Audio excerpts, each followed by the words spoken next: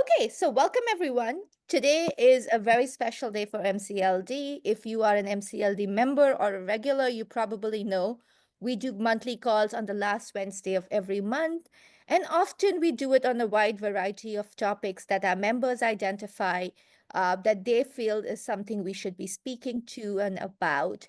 And we bring in, this is a space when we hear from each other, but we also hear from a lot of our colleagues who are not in the movement often. And this is the space where we curate ideas, we share information together. But today's call is really, really special because we are celebrating and launching. So we are actually launching for the first time this volume on community-led development, which technically was released in December 2024 by Routledge. But today is the official launch of this book. So thank you so much for joining us. It features the work of many, many organizations and individuals from around the world. It actually shows that the new way of thinking, being, and doing is not just possible, it is happening. It is happening all over the world in communities as we speak. And therefore, there is a reality that exists of a more equitable and a just world. And so we're really, really excited to dive into this today. The way we're going to do this is the following. We'll start with a very quick introduction to MCLD for those of you who are new to MCLD, as we always do. And then we will dive right into this book. It's called Community-Led Development in Practice. We power our own change. And that title is really a testament and a homage to the power of this community, but also of communities around the world, their knowledge, their ideas, their commitment, their dedication, their hard work that goes every day into keeping so many parts of our planet alive and vibrant. So after that, we're going to do a very quick, Elaine and I are going to walk you through a little bit of our journey together in putting this volume. We don't believe in panel discussions at MCLD, as you may know. So we're not going to have a panel discussion where we are showing a PowerPoint and throwing things at you. Instead, we're going to have a chat to share our journey, and we include all of you to join us in that journey. We invite all of you to do that. We're going to hear a little bit about the history of community-led development, a practitioner's history from John Coonrod, whose chapter in the book lays out that history. And then we'll go into 3 breakout rooms for Spanish speakers, French speakers, and English speakers. And you will have an opportunity to dive into individual chapters and hear from individual authors, but also have a conversation, a discussion, an exchange. Many of you here on this call do community-led development work every day, right? You may have ideas, you may have questions, you may have aha moments. And we really wanted to make sure that this is the time that as a community, we can do that. So that's how we are going to do this book launch today.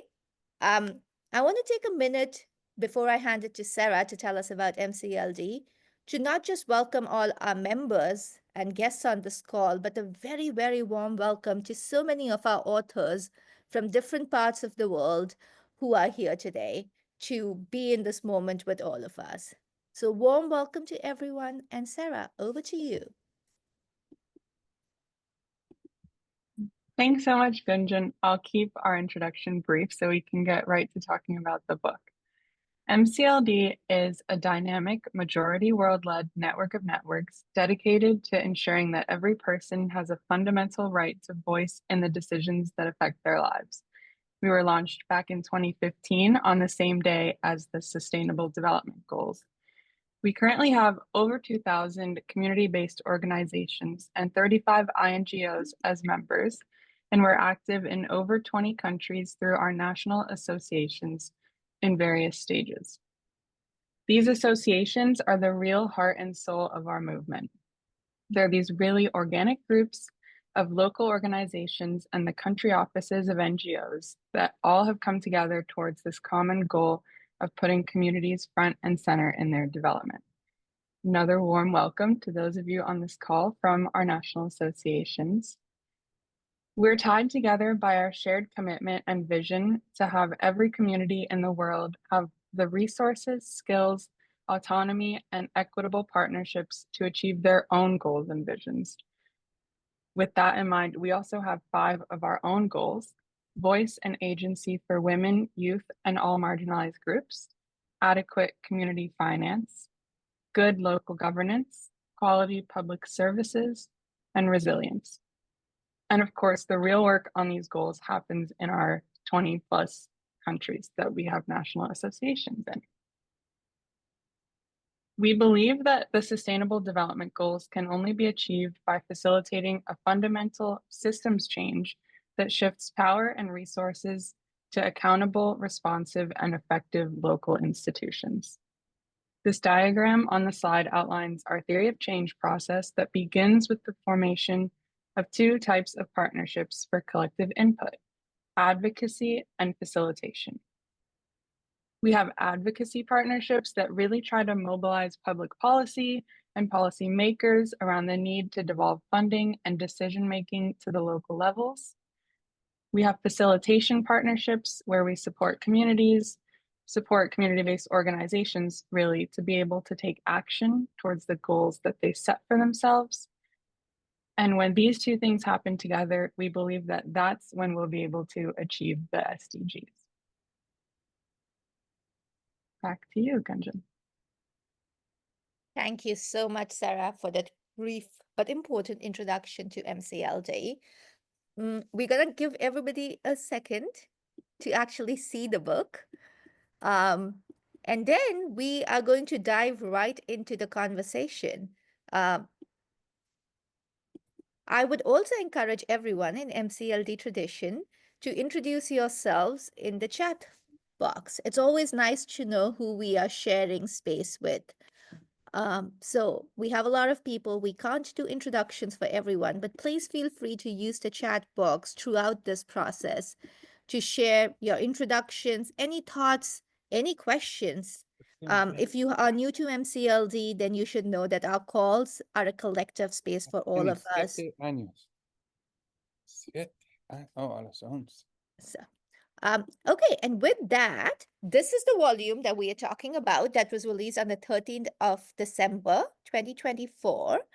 And Sarah, now maybe we can get rid of the PowerPoint and dive right in. So, Aline, it's an exciting moment, right? It sure is. It sure is. And before we continue the conversation, Kunjan, I just want to say to everybody on the call, if you are thinking this is a book that you are curious about and you want to learn a little bit more, we will, following our discussion and just before we go into the breakout groups, share a slide again with a QR code. Or Sarah, if you don't mind, maybe just quickly bring back the PowerPoint. Sorry to ask you to do that, because on the next slide, Kunjan, was a QR code. And if people just quickly want to grab that QR code, and that QR code, there we go. And that QR code is going to take you directly to Routledge's site, our publishers, and there you can also see a little bit more about the book and also what purchasing options there are available. So thank you so much for that, Sarah. And then in the minute, as Kunjan would say, we can get rid of the PowerPoint again. Yes, Kunjan, this is an amazing moment. And you know, you were talking earlier about what has the journey been for us. And if I were to think back at that initial moment when you and I started discussing, you know, around the book, it's a moment of pause to actually think when that happened, you know, and what were sort of the forces that came together for us to come up with this idea around the book. And correct me if I'm wrong, Kunjan, but I think it was sort of toward the end of 2021. We were just coming out of, you know, the height of COVID, and a lot of conversations were happening during that time. We were really, really experiencing the height of, and also the potential of community development in that moment too, seeing how people come together, how people are just uniting and making things work for them within the global pandemic. And then I think our initial discussions, Kunjan, was around what is going on here and what is the glue that brings all of these energies together. And that's community-led development. And then that opened up the question around, but how does it work? How does it manifest? How does the diversity that we see across all of the interventions in that moment, it's so diverse and it's so sector specific, but yet there's a magic line that connects all of these interventions with one another. And that magic line, what is that magic line? What is kind of that magic source that makes us all collective within this concept of community development? Kunjan, and then that brings back sort of also memories around in that moment, what has led up to that moment, and enabling us to say, okay, this is the line that connects all the dots and what those dots are. And that reminds me of the scoping group and also the landscape review, right? Am I Yeah, I missing mean, I was stuff? actually going to say that my memory of it is not as organized as yours, you know. My memory of it really comes down to I remember the collaborative research team, and I see Mhm. members of that research group here with us Mhm. today. So I remember that group that we started out in 2019 together to begin to Mhm. understand what is community-led development, what is the landscape that, you know, this massive study of over 100 and I think it was 174, 75 programs review that we kind of undertook to understand what it is, and suddenly came up with this idea that, well, everybody seems to be talking about, well, a lot of us seem to be talking about it. What is it? But honestly, my main incentive for saying yes to the book was because we had such a community, right? In that collaborative research team, in the scoping group, the eval group, the impact group, I think the community that kept me sane during the pandemic, that enabled me to be able to, you know, work and handle the stress and have hope, pretty much like this MCLD community does for us all the time. And I almost saw it as a way of keeping that connection going. You know, it's Mhm. like, now this work can continue together. It doesn't end with the work of the groups and the tools being released. Um, so yeah, I mean, for those of us, those people who are here from the collaborative research team, a big shout out, I would say. You know, the book was born in those discussions, at least for me, because Elaine, I think that's the very important thing that we so often miss out in our work and in our sector, or at least I never thought about it as consciously till this happened. You know, the people we work with, these relationships, these connections that we make, which are not just work relationships and connections, right? I mean, that you can have in any organization. Mhm. But this is also that deep connection of values aligning Mhm. there, of speaking to people who would get you, who don't think you're crazy, who don't think you're too impractical or too idealistic, right? Who, like you, really want to change and transform our world, and who get you when you say, like, that connection is so precious. And I think, you know, to me, that's what the collaborative research team was. That's what the movement is. And in many ways, that's what this book is about. It's about community led development, yes, but so much of community led development is about trust. It's about relationships. It's about being human. It's about being kind, about being compassionate, about being with each other. Mhm. And I feel like just the journey brought that to me. Mhm. But Mhm. you know, I honestly don't even remember when we started Mhm. and what it took us to. But it's also interesting, I think, how that collective work that we did, Aline, you know, kind of became the framing of this book, the 9 dimensions of community-led development, which emerged from that scoping group that we did. And the tool, I know many people on the call here today are actually people who have attended the tool trainings. If you are MCLD, most likely you have been in a tool or in a training on the tool or have heard about it. And, you know, wasn't it interesting, Aline, how that automatically, when we thought about the volume on CLD, we just thinking of a frame for the book, and then like, yeah, this is it. Yeah. Because arguably, at that point, I remember us also having the discussion, we wanted to compile manifestations of CLD across the globe, right? We wanted to compile that because in all of our work, we've come across so many times people asking, okay, what is the work that you do? And you would say, well, we do community development. And then they would say, but how does it work? What does it look like? And I think we also then recognize that as a kind of need. And that then led to the idea, okay, let's compile manifestations in different settings, diverse settings. Let's compile that into one space, which is a volume.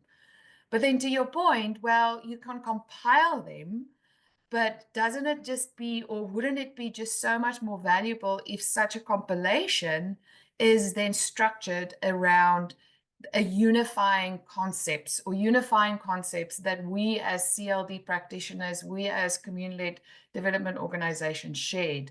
And those are those principles of community-led development that then in the tool, we structured as dimensions. Right. We all do work in different ways, and we do it in different contexts and in different scope and different sizes.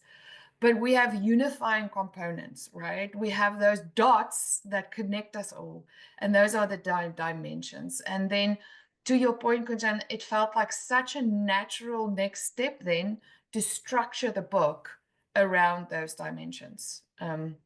And maybe we can delve a little bit in the dimensions into them, Kunjan? Yeah, actually, Sarah, maybe you can get Aline and me off and actually show the dimensions that we are talking about to people.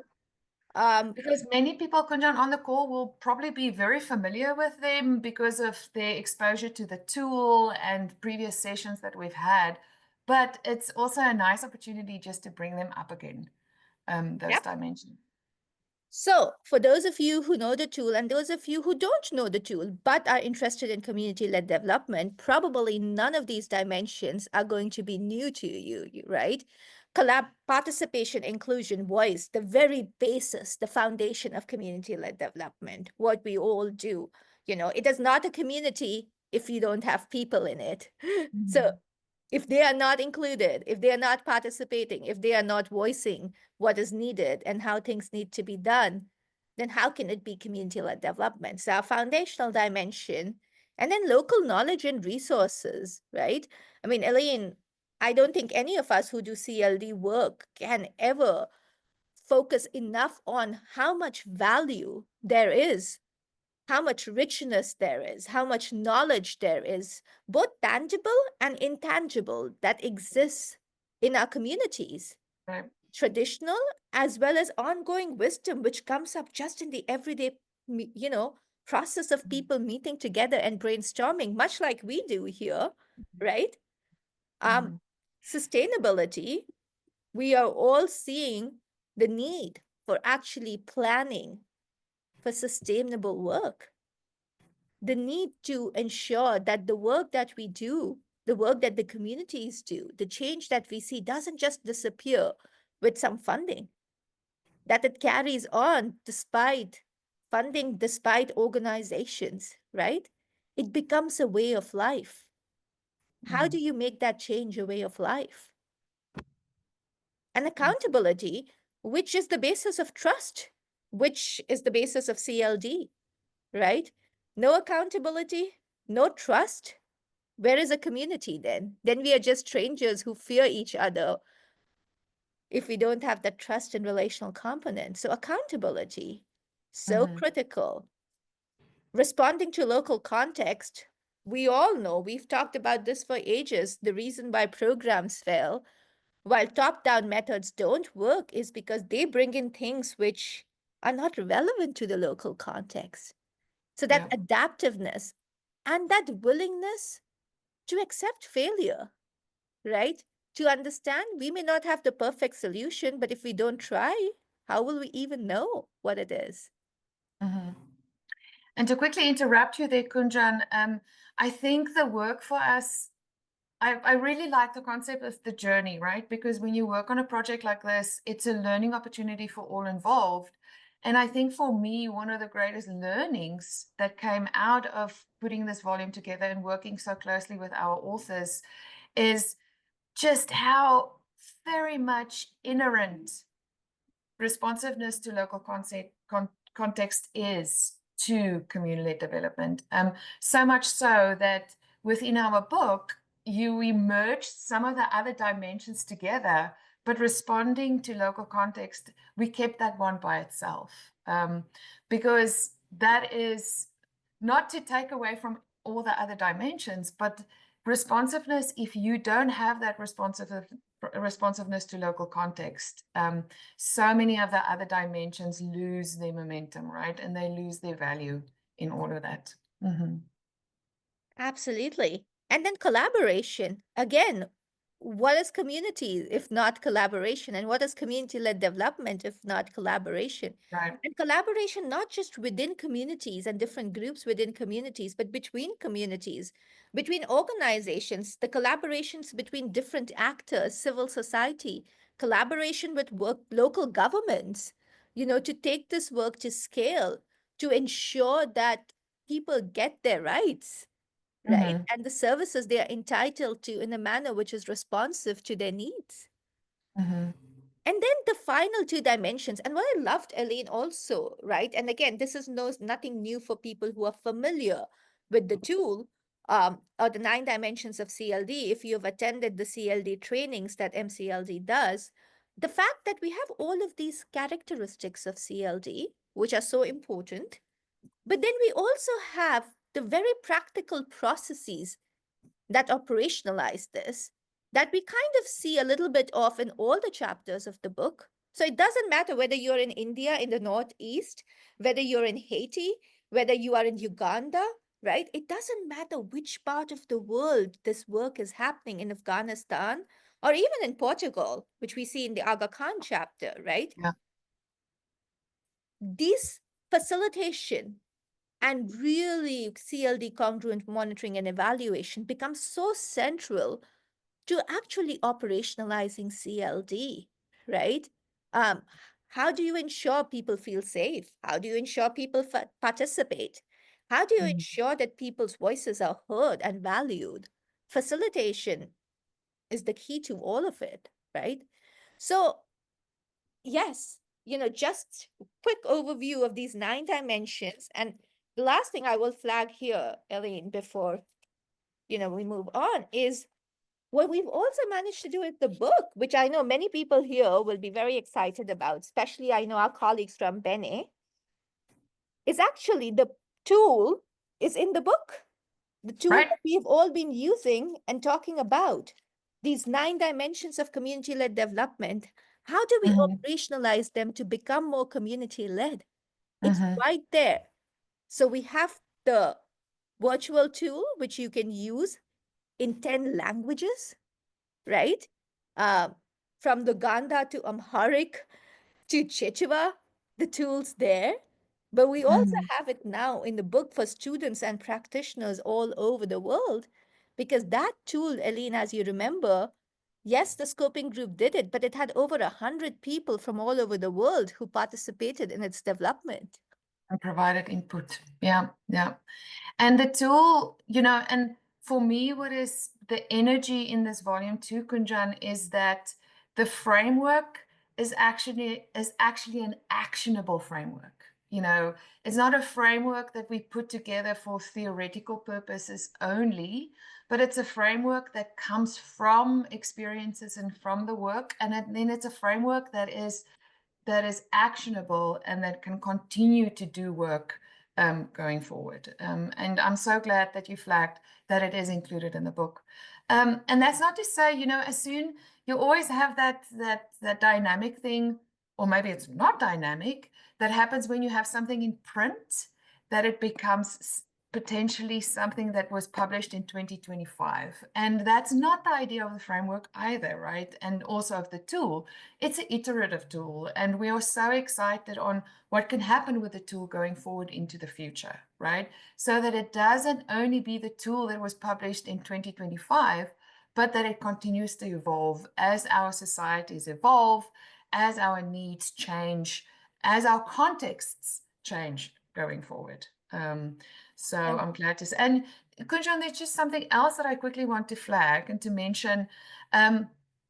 In the book, each of these dimensions we elaborated on to just contextualize these dimensions a little bit more in preparations for the chapters that were part of each of the parts in the book, or that fell under each of these dimensions. And we spent some time just um, just settling in a little bit these dimensions and situating them a little bit into what colleagues in other spaces and places have written about these concepts, because they are big.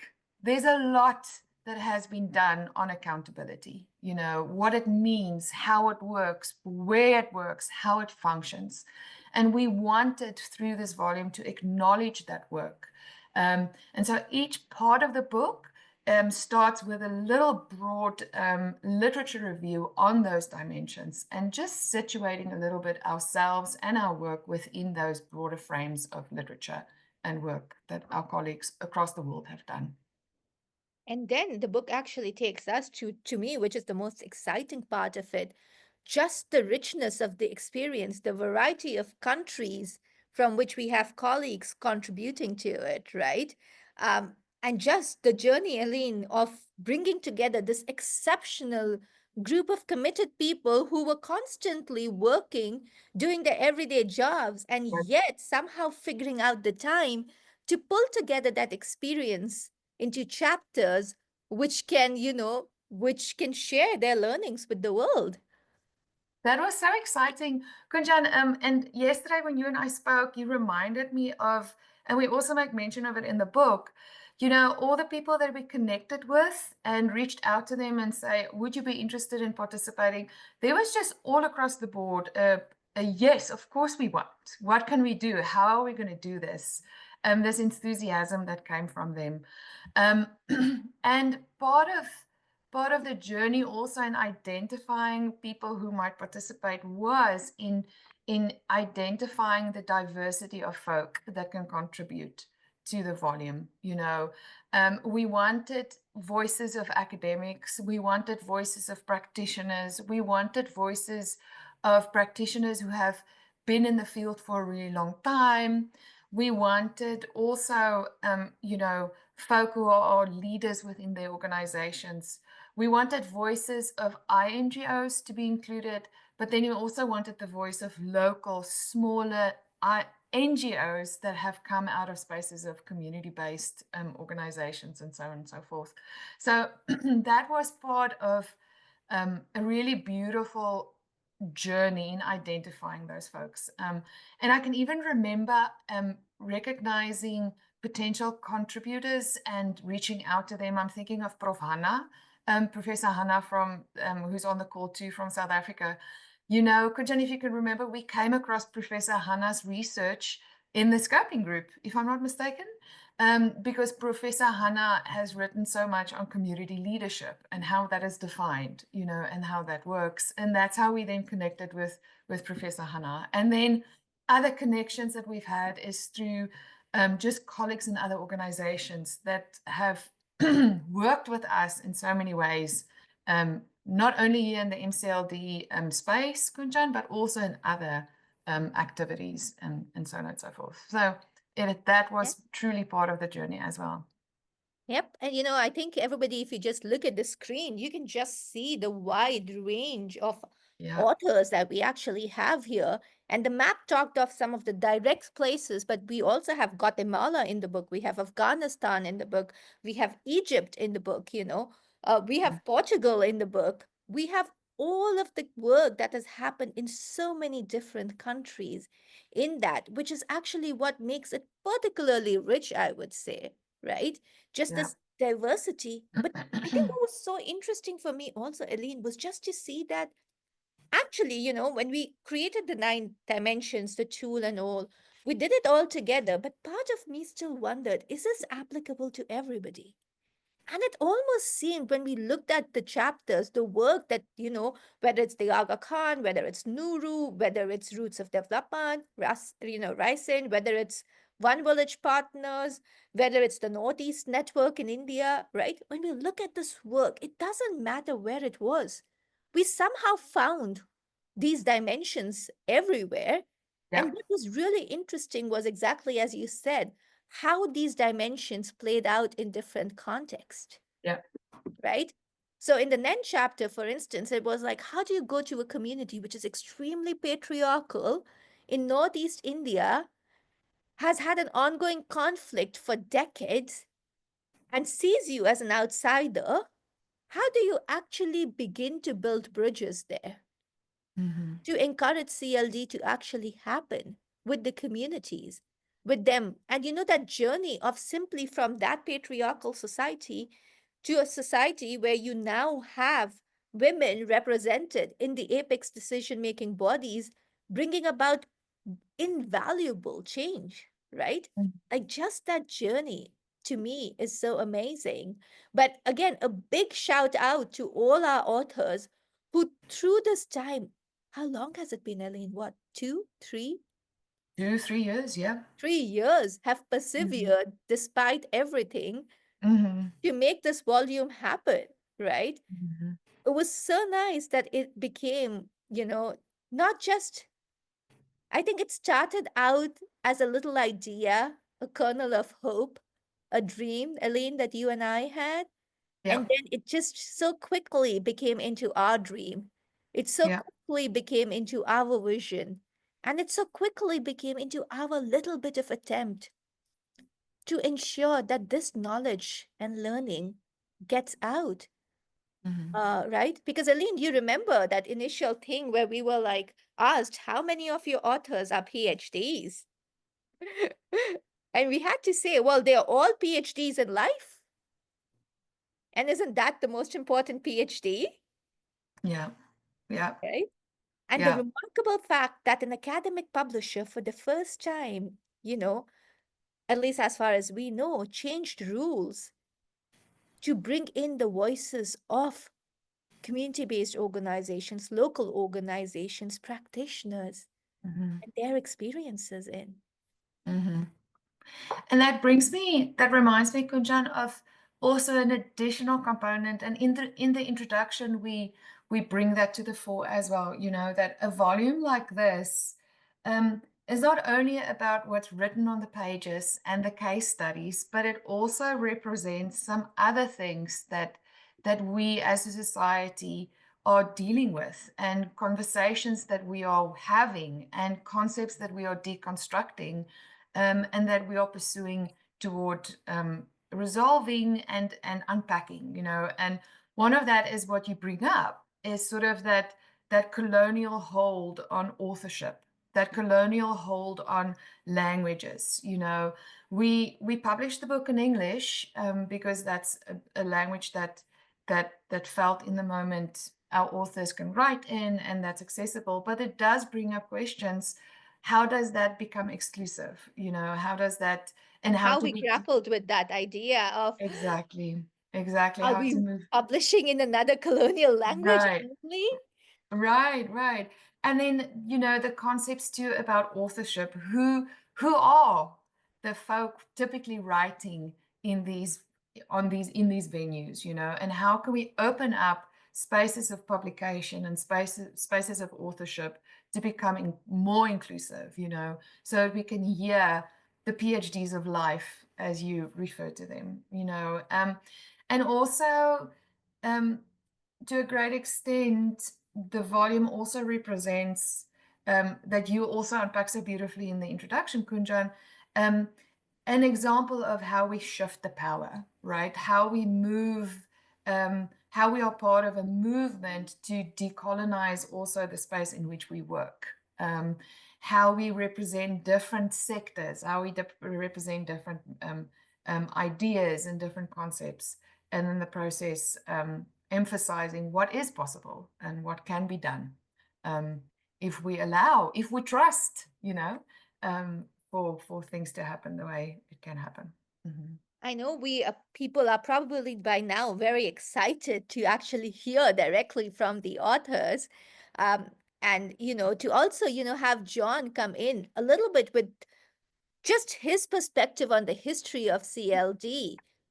So maybe, Elaine, let's bring John into the conversation to tell us a little bit about the history of, but Yes. don't go away because I have one last question for you before we head to the breakout rooms. But Okay. first to John.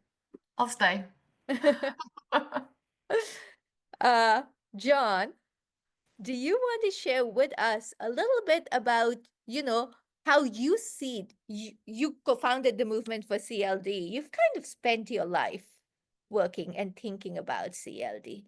Tell us your version of CLD's history. Over to you, John.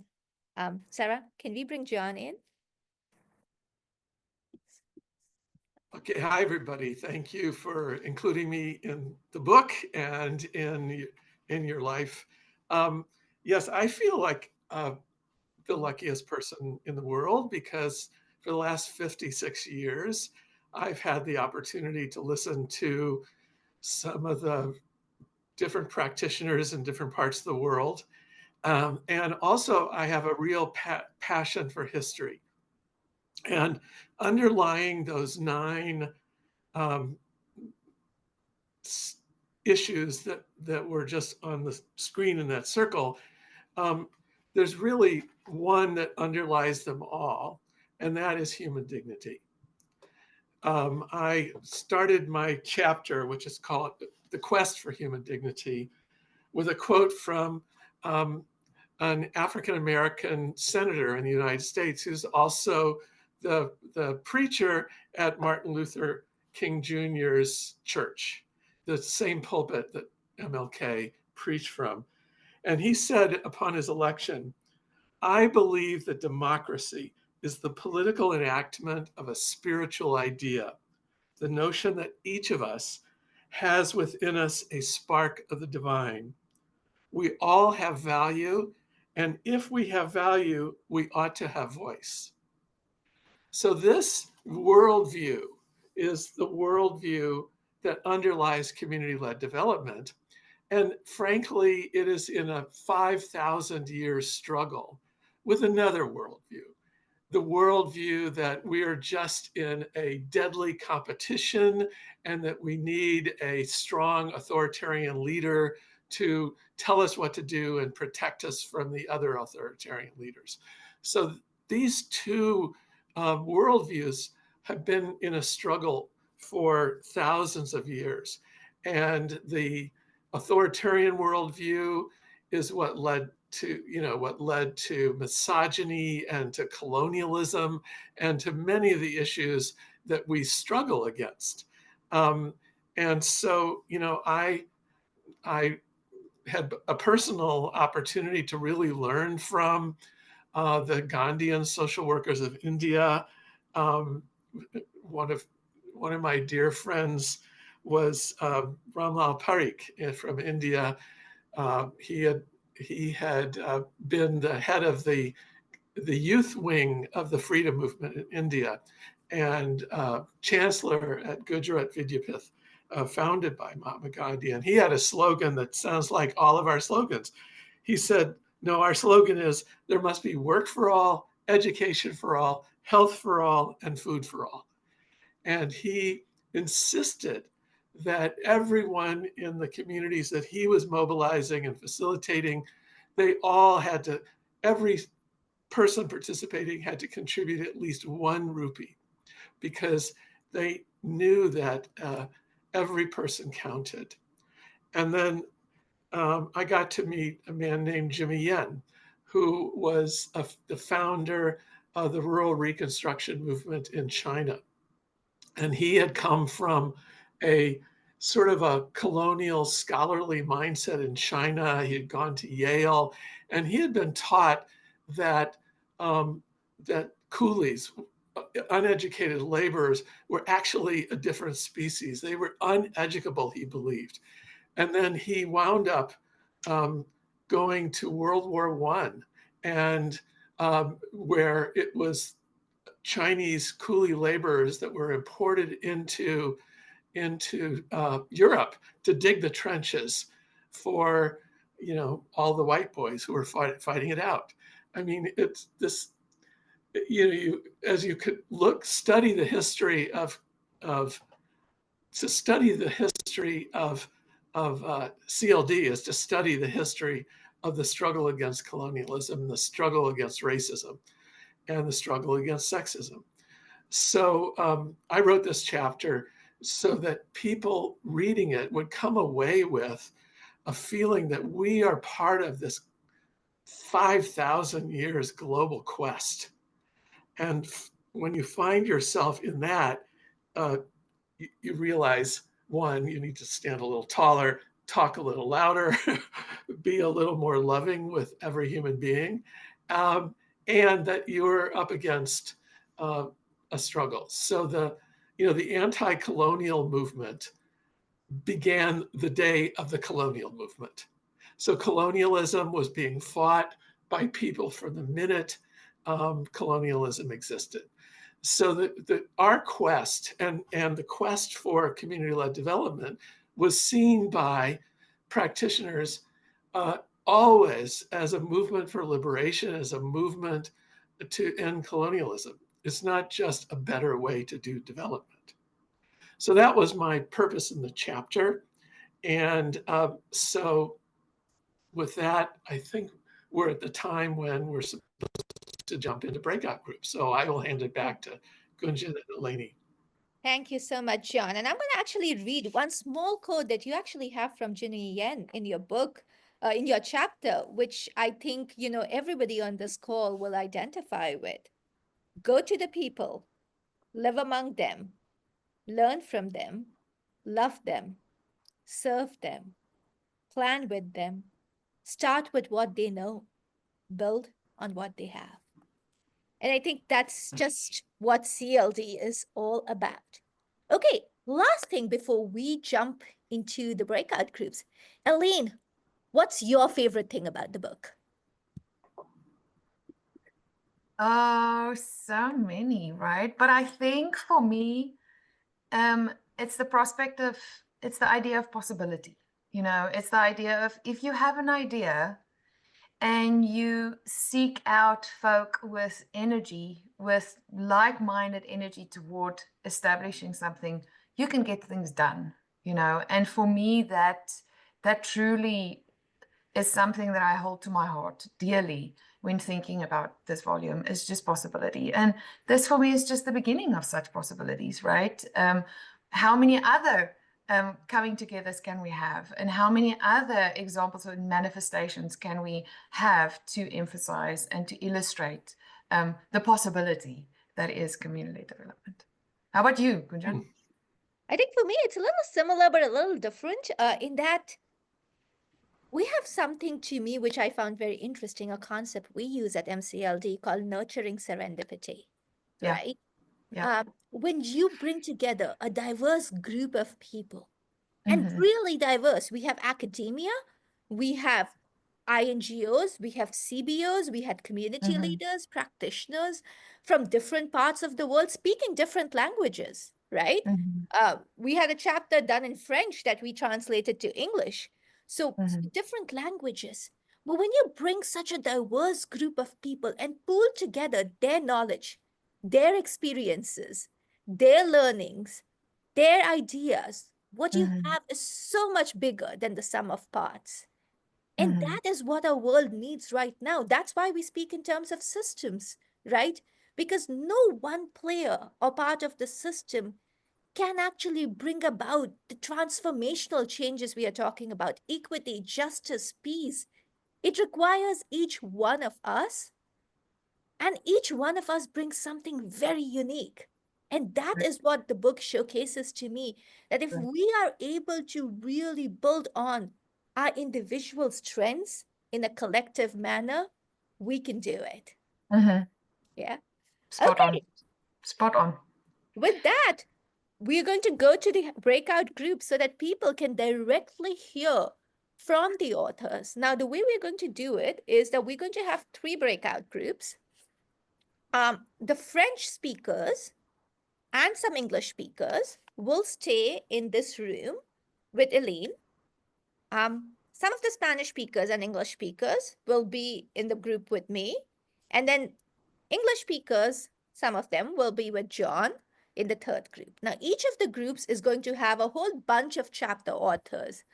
We are sorry they are randomly assigned, but if you really, really, really want to speak to or go to, a breakout room with a specific author or chapter or a specific country, then you can put it in chat and our colleague Sarah will help you to go to that breakout room. But there is so much diversity that I encourage you to, just engage with the authors in your group. And we'll have a good half an hour actually, because each group has 3 to 4 chapters and chapter authors. And then we'll just come back for a quick round of announcements and goodbyes. So Sarah, can you send us to breakout rooms?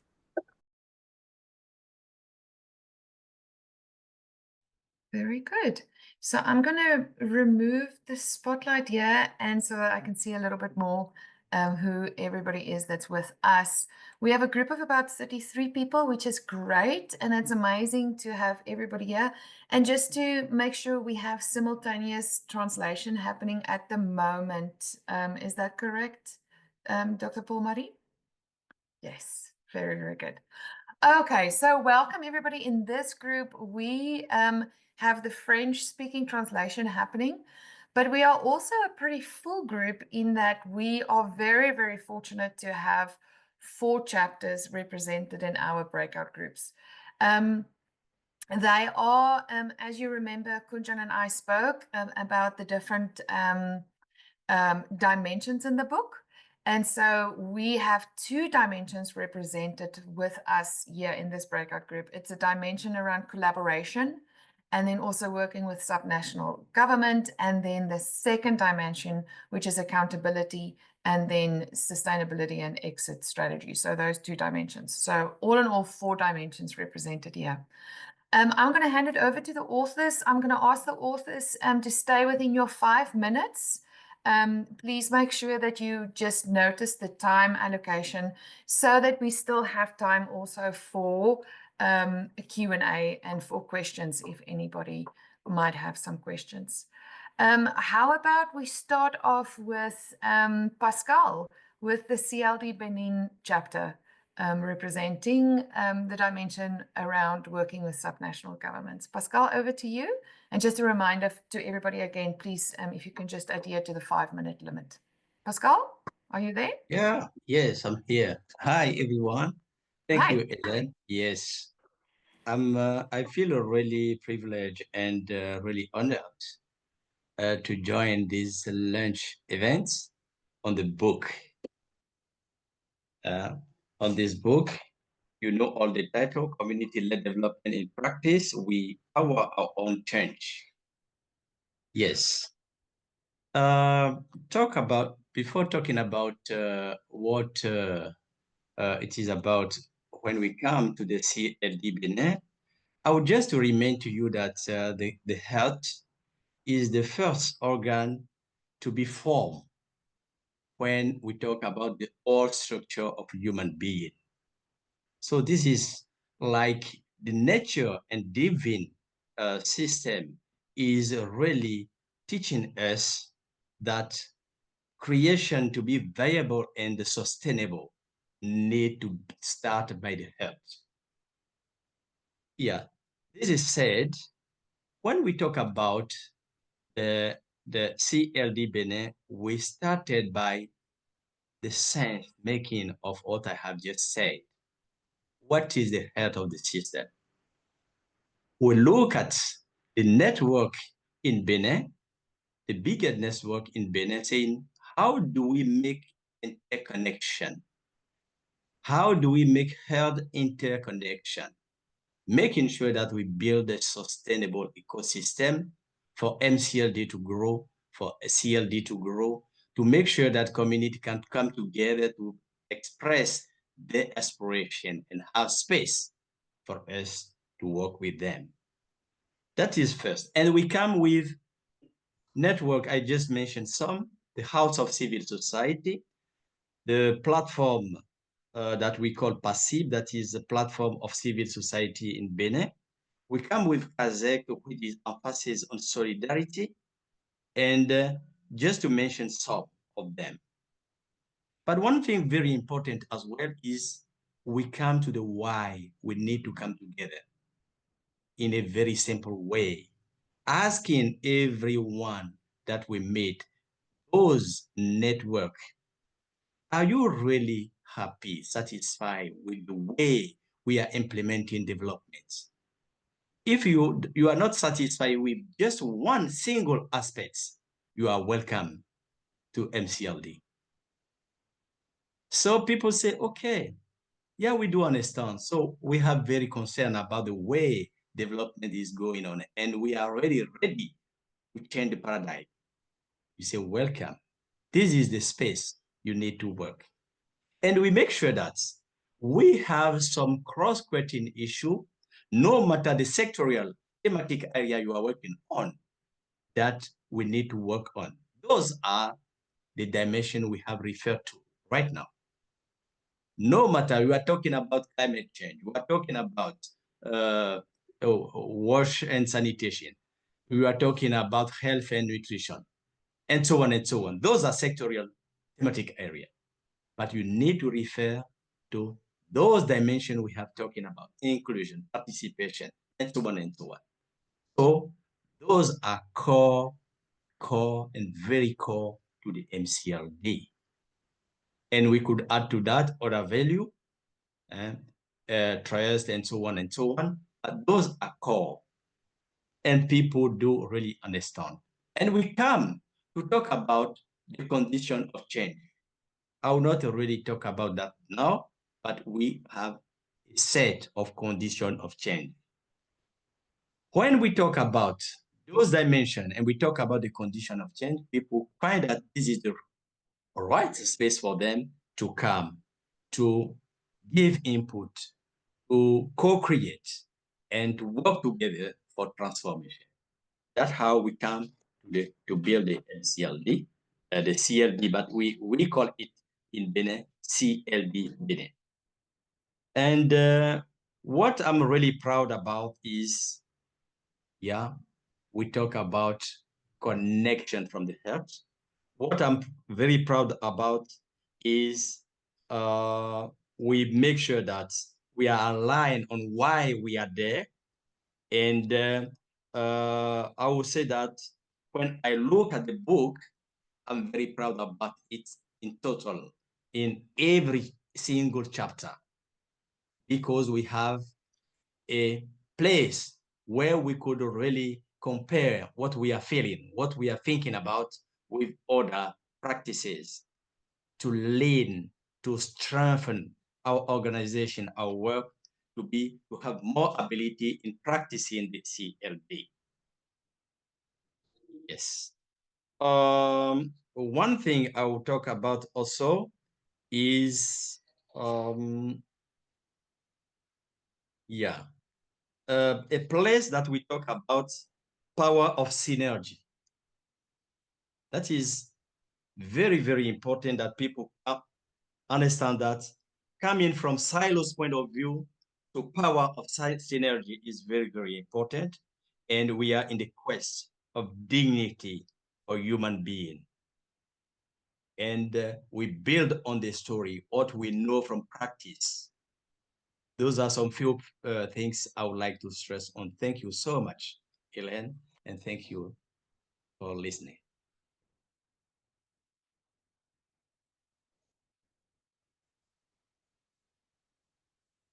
Yeah, Hélène, we could not hear because you are muted. Please. Okay, Yeah, well, let me try again. Take two. Thank you so much, Pascal. So many things that you shared resonate on a lot of levels.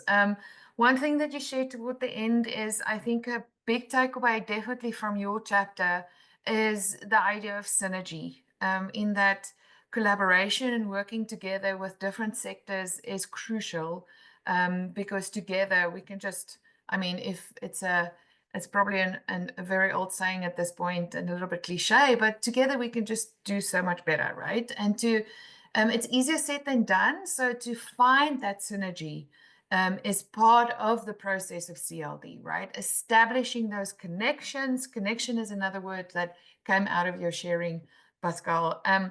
And then I also appreciate what you said about what makes you so proud in that the book and contributing in this book provided a space for sharing just your experiences from CLD Benin's perspective. So thank you so much for that, Pascal. Very much appreciated. All right, moving on to Amani. Nixon, do we have you with us? I know Nixon Yes, previously. loud and clear. Here I am. Very good. Hi, Nixon. Over to Hi, you, my hello. friend. Hi, Hello, hi, hi. everyone. Hi. Good. Hello, everyone. This is Nixon Ochatri. I'm the founder and the head of strategy and partnerships at Amani Initiative. Amani is based in West Nile in northern Uganda. We are contributing towards a chapter focusing on the power of synergy, unlocking sustainable development through collaboration in Uganda. Maybe just to give you a perspective where we come from and what Amani contributes towards this specific chapter. When I was growing up, I was in a space whereby I saw most of my people grew up with either getting married, becoming pregnant, having a lot of challenges they're facing. But in most cases, these issues were largely being controlled by people whose power I could not even respond to. Here I am as a young man, I'm trying to address something which is bigger than myself. But also, I knew that when you're growing up, we used to have this perspective whereby it had to take the entire village to raise one child. So building on the problem I'm trying to address, which is bigger than me, but also on the norms we grew up with, whereby it takes every one of us to change something. And what you're trying to do is something which was bigger than myself. So because of that, when you're setting up the institution, we thought about how do we leverage these structures, because within each of our communities, there's someone who has expertise, there's someone who has a resource, there's someone who has a responsibility, but also there's the government who's already there. But unfortunately, most of these structures usually work in silos.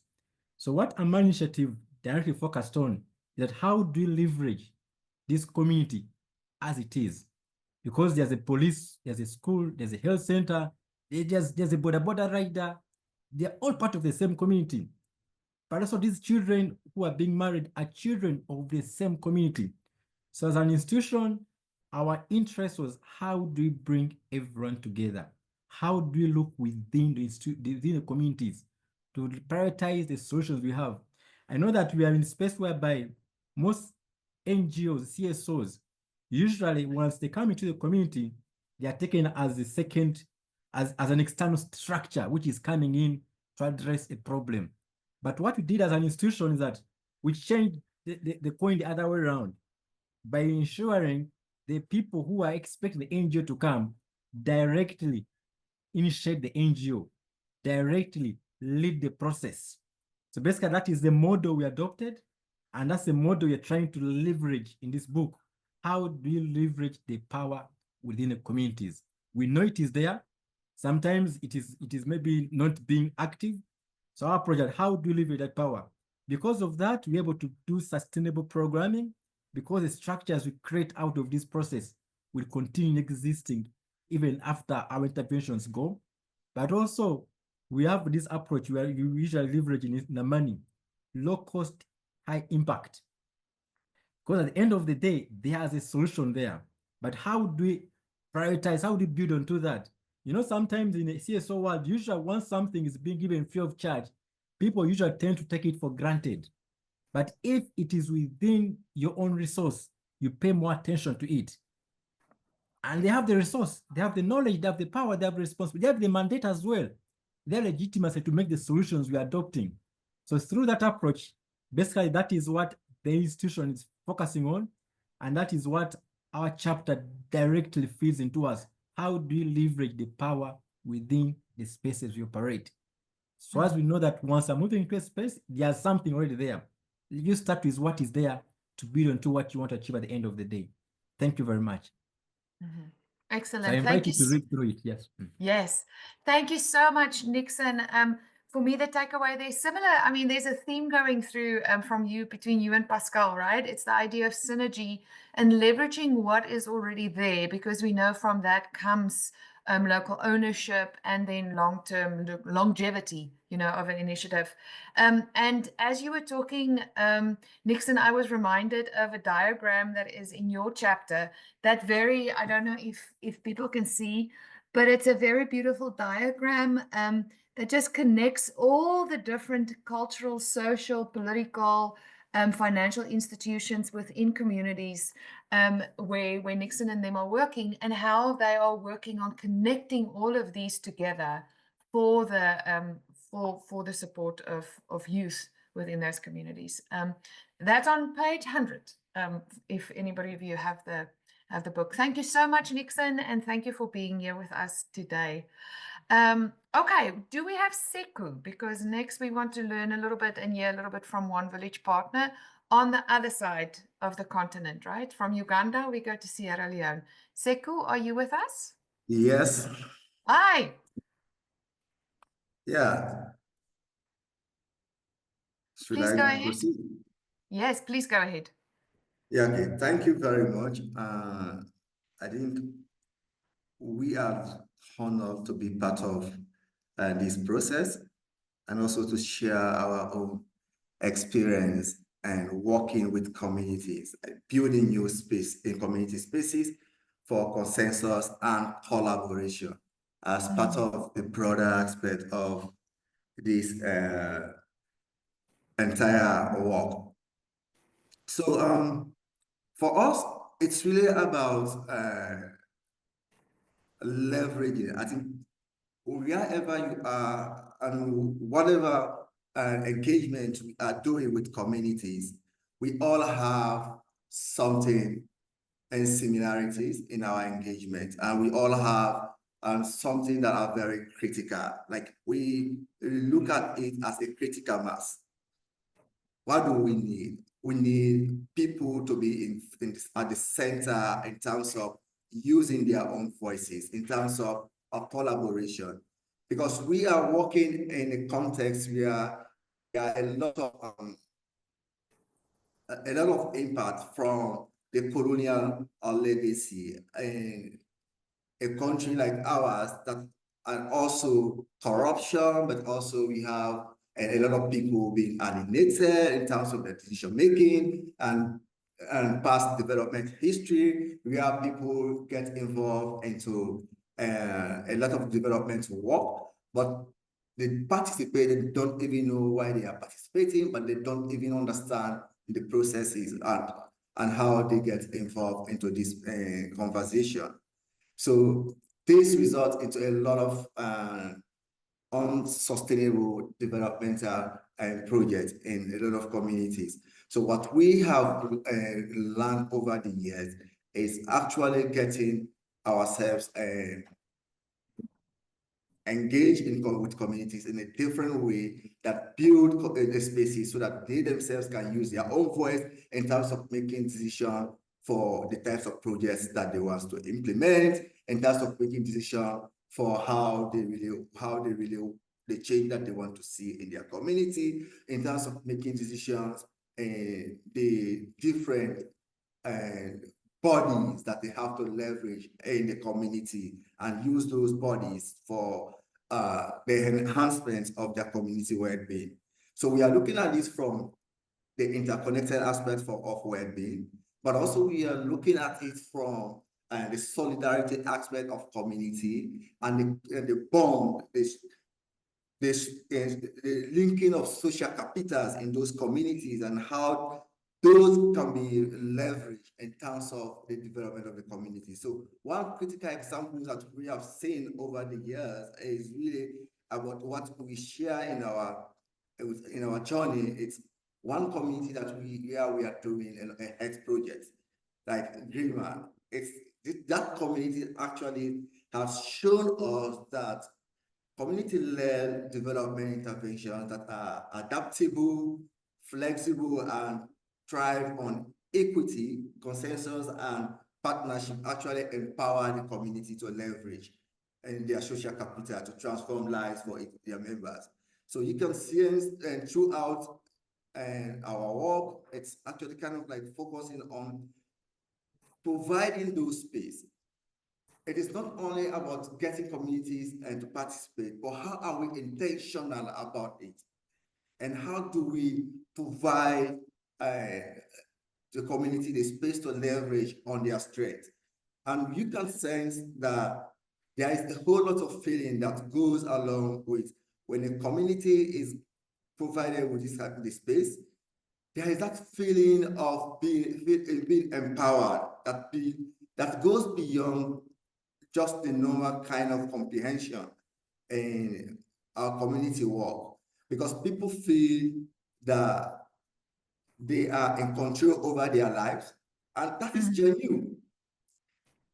So instead of an outsider asking them to watch or deciding for them that this is the change that we are bringing, but involving them, it brings a lot of control over their lives. It also kind of signal to them that we are not the experts coming into their communities.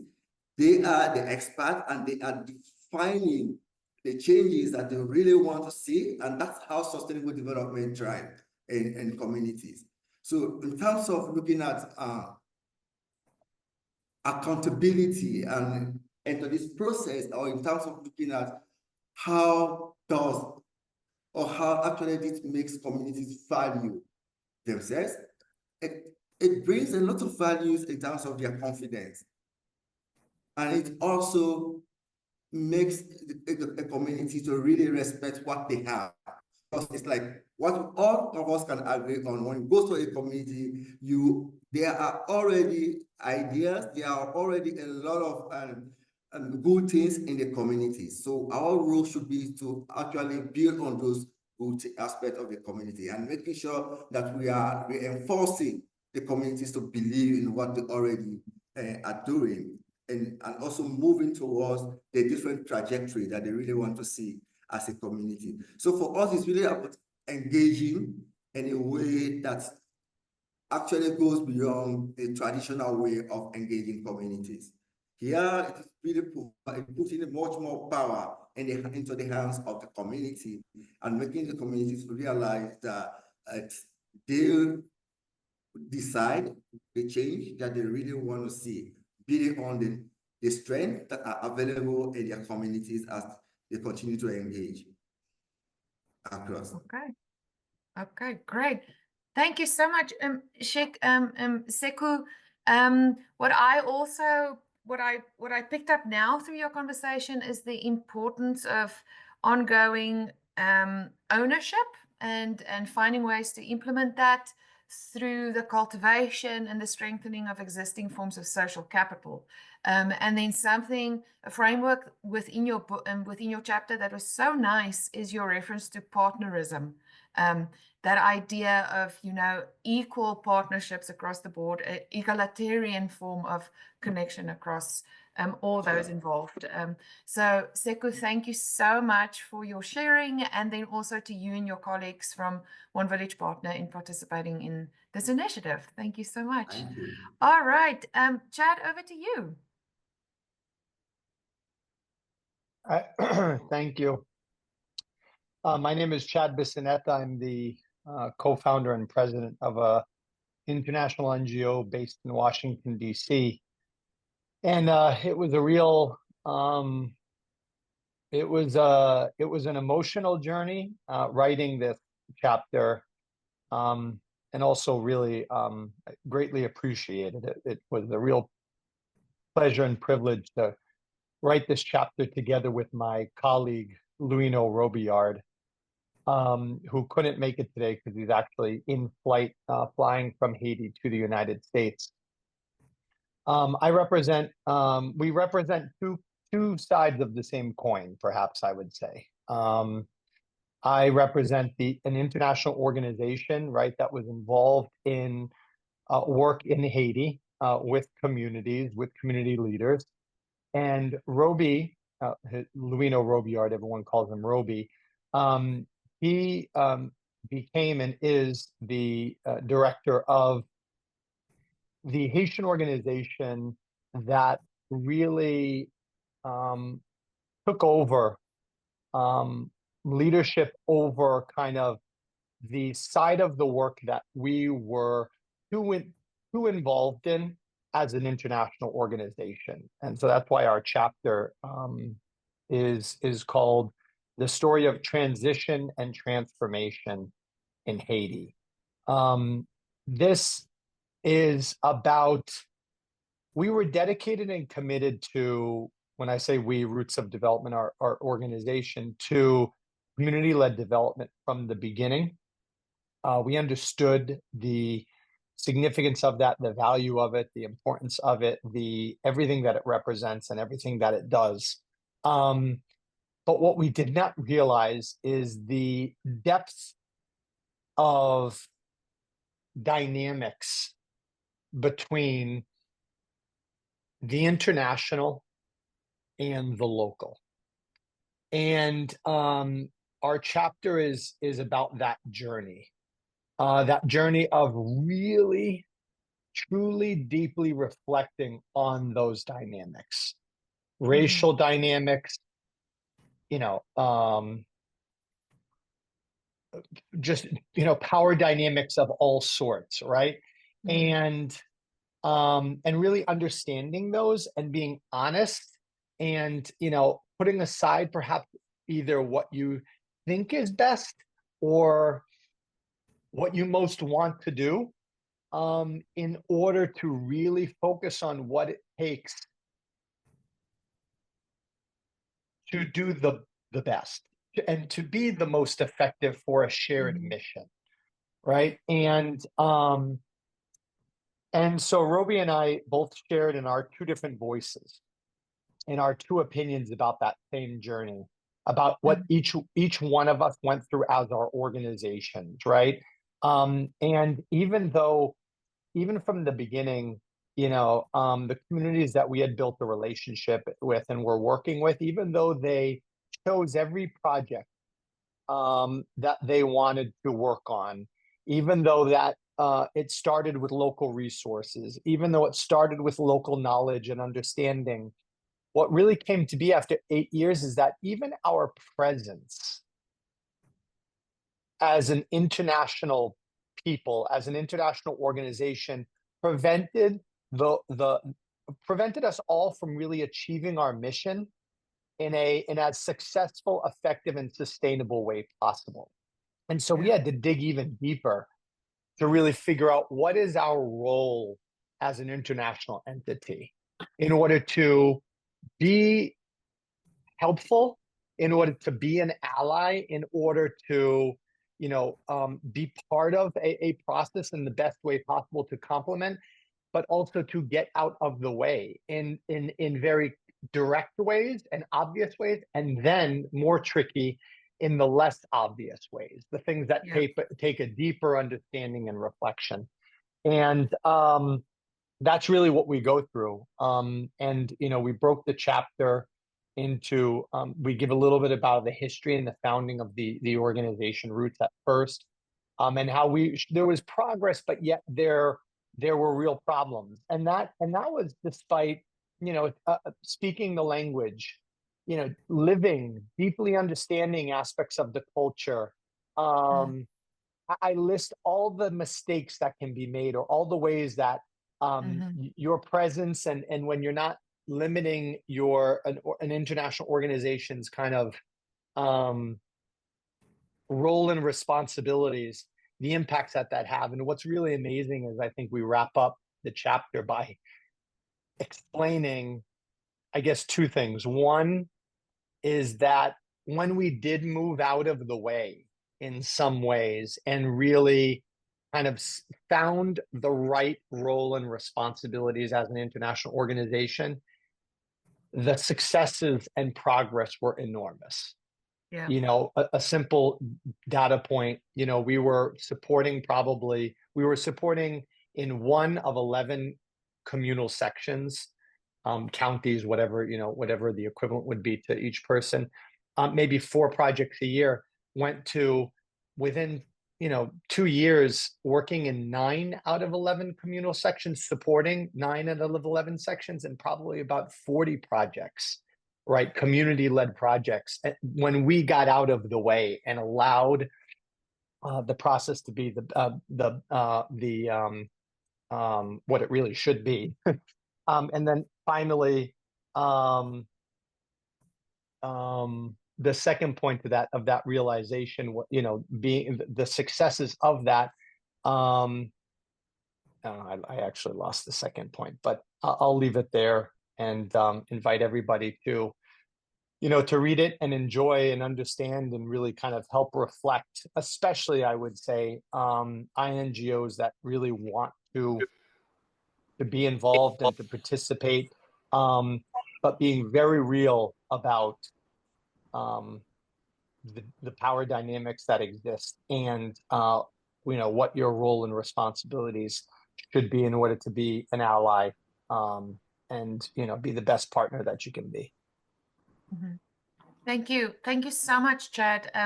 As I think others are starting to join us, Sarah, but Chad, I just wanted to just bring out 3 things that you shared, and that's about honesty, and the process and the journey that you have gone through in being honest about what is happening, right? And having honest conversations. And then I also want to do a shout out to your chapter, because your chapter is very unique in the volume, in that it's a conversational chapter between you and Roby. And I think that further then exemplifies, in a literary form, that honesty and that conversations that need to happen for us to move the needle on the progress that we want to see achieved. So I'm very appreciative of you and Roby and your contribution to the volume. Thank you, Chad. Okay, what we're going to do here is we have 30 minutes. We have 3 chapters with us, authors with us. We have Vinya from Sarvodaya, Sri Lanka, Sarvodaya Shramadana movement, which is this amazing story of how communities and people can actually transform, the system, I would say, but also how that journey transforms them and all of us as individuals. So we're going to hear from Vinya in Sri Lanka, and then we have Ida and Brent with us. Brent is actually going to talk about, his chapter is based in Guatemala and tackles a very, very important dimension that we talked about for the book, which is participation, right? So we're going to have Brent talk about that to us a little bit. And then we are going to move to Ida. Ida is going to talk about, Mexico, and the communal land organization and payments that happened in Mexico. So we're going to travel to Latin America and to Asia in our session today with different chapters. And Ida speaks to, the collaboration and working with subnational governments. So I'm going to actually start with, maybe Ida, start with you. We start with women always. So I'll start with you. Then we'll go to Vinya, and then we'll come back, Brent, to you to go to Guatemala. So Mexico, Sri Lanka, Guatemala will be our trajectory. Ida, over to you. Hi, everybody. It is an honor to be here. Thank you so much for including me in this book. So my article is about 2 communities in Mexico. I describe in my article the communal land organization in Mexico, which is the main way communities live there. We have ejidos and we have communities. Communities are mainly indigenous. And there was this huge, like a national program for payments for environmental services.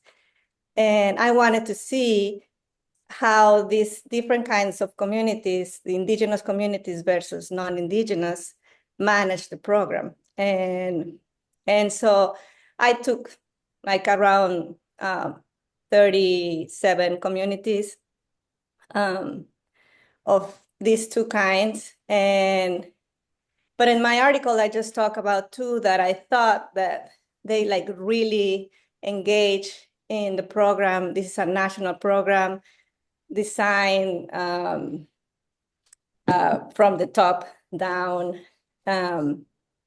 But what I found, it was that communities like really took the program, and like when the program seems to be more successful in either protecting the forest, conserving, and also helping the community, was when the communities took the program and kind of like rearrange it in the way that it works for the communities. And so I would say that the main thing that I found is that successful projects, they don't look the same.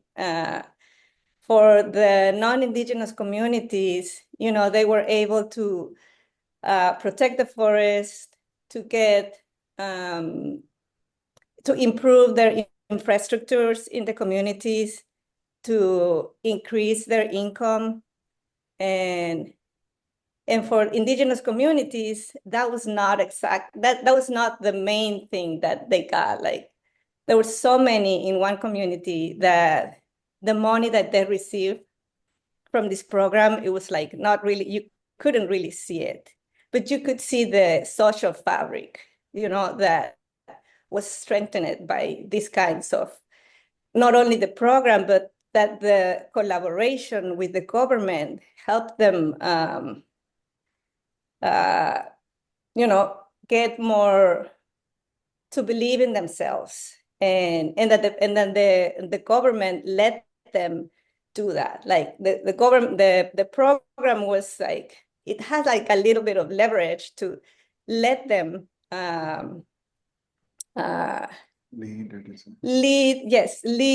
their in their own way how to manage the program. And so that's how I saw success, in not only in terms of income, but in terms of getting better at organizing themselves. And that's pretty much it.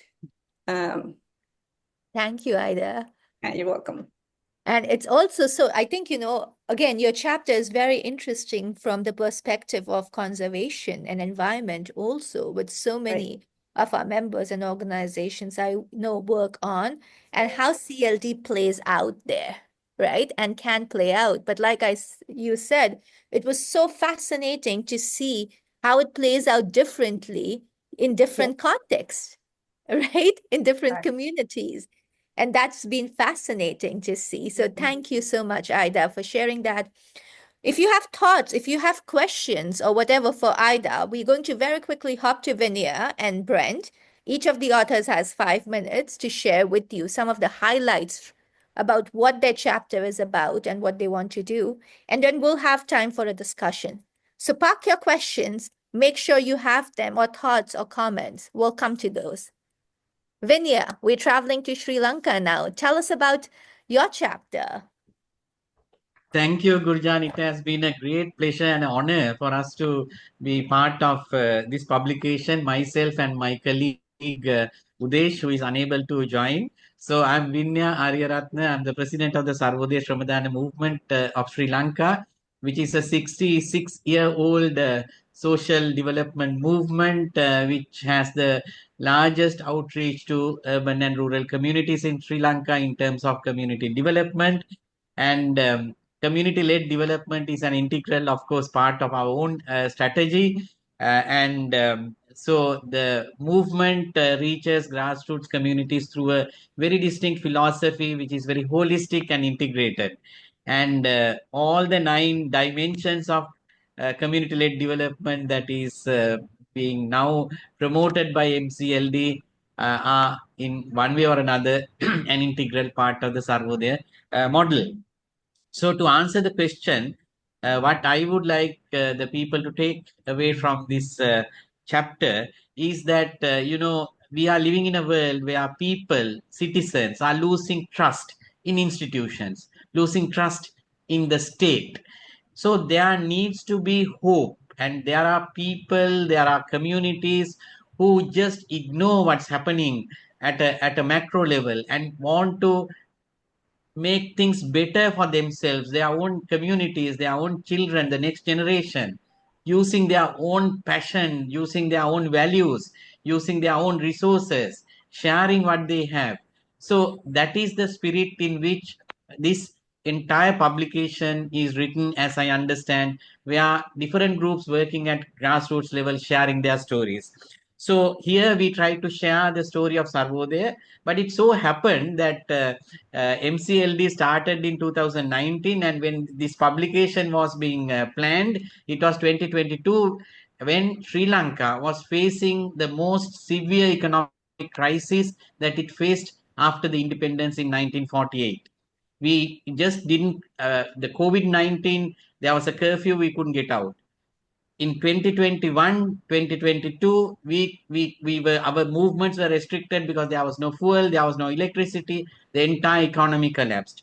So it's at that time that we had to find new solutions to survive, as both as a movement and help the people themselves to cope with the aftermath of COVID-19 and the economic crisis. So we try to narrate the story of Sarvodaya, its vision, its philosophy, its approach, the model, and everything, and how, giving some examples of how we were adopting to the crisis of COVID-19 and the economic crisis. So we would like we wanted to emphasize the spirit of transformation, which is exemplified by the theme that we used: we build the road builds us, because we try to achieve a physical objective, but in the process we transform ourselves spiritually and based on our values. And then we focus also on the on our relations with different stakeholders who are involved in community-led development. Sometimes they are controversial, but how we dealt with donors, how we dealt with other partners, the government. So that aspect is also brought in. So to conclude with the second answers to the second question that I was posed with, that is what we are very excited about the book. One thing is that the writing of this chapter itself was also a self-reflection of what we were doing, because there were a lot of questions asked, clarifications asked, then we were also questioning ourselves. So that was a learning experience for us, to ourselves as well. Then also when we see the stories of other communities, all of you, the practitioners and other authors, we really feel how generic certain lessons that we learn, and also really have a hope about the future. And the collective action, the power of collective action, is what is driving this hope. So those are the lessons that we learned through this exercise. And thank you for giving this opportunity, Gurjan and John, for us to be able to share our story in this unique and excellent publication. Thank you, Thank you. Vinay. And you raised two really critical points. I think for us it was fascinating to see, like Ida, you said, the story was not the same, even with indigenous and non-indigenous communities in Mexico. The stories in Mexico will be very different from, I'm sure, what Brent you encountered in Guatemala or what's happening in Sri Lanka. And yet there are commonalities, there are lessons, there are things we know which have worked and have the potential to work. And that's been so fascinating to see across this volume. But also the fact that, Vinaya, like you said, it has been such a learning journey. I mean, I think that's what Eileen and I were saying at the beginning, in that introductory plenary, that we feel we have begun to understand CLD so much better because of the work with all of you on your chapters and on this volume. So, thank you for that. Brent, to Guatemala now. Yes. And Kansas City. Yeah. It's quite an honor, as you've all, as others have said, to be amongst this group. I mean, a lot of you are my heroes, really. As an academic, I would like to do more, and I've been heading in that direction. But a lot of you have been doing this your whole lives, and doing it right, doing development right. And so, my project got started as a kind of a convergence of interests because I had studied among the Chorti Maya, a very poor group in eastern Guatemala, who were losing their identity, dropping their language, abandoning things, fighting amongst each other, starting to immigrate. Just a lot of kind of abrupt changes, and I saw development projects, and I actually consulted for development projects that were not working, that were very top down. And I always wanted to kind of get out of my, armchair in the ivory tower, where it's very easy to criticize, when you're not doing, and get out of my chair and do. It just so happened that Engineers Without Borders was looking for someone like me to do a project in Guatemala. This particular chapter had done a project in Bolivia, which I considered to be a success. But they did not because they wanted to do composting latrines, and those composting latrines soon turned into chicken coops. And so I thought, well, at least they got chicken coops out of it. Here's a community that took the development and used it their own way.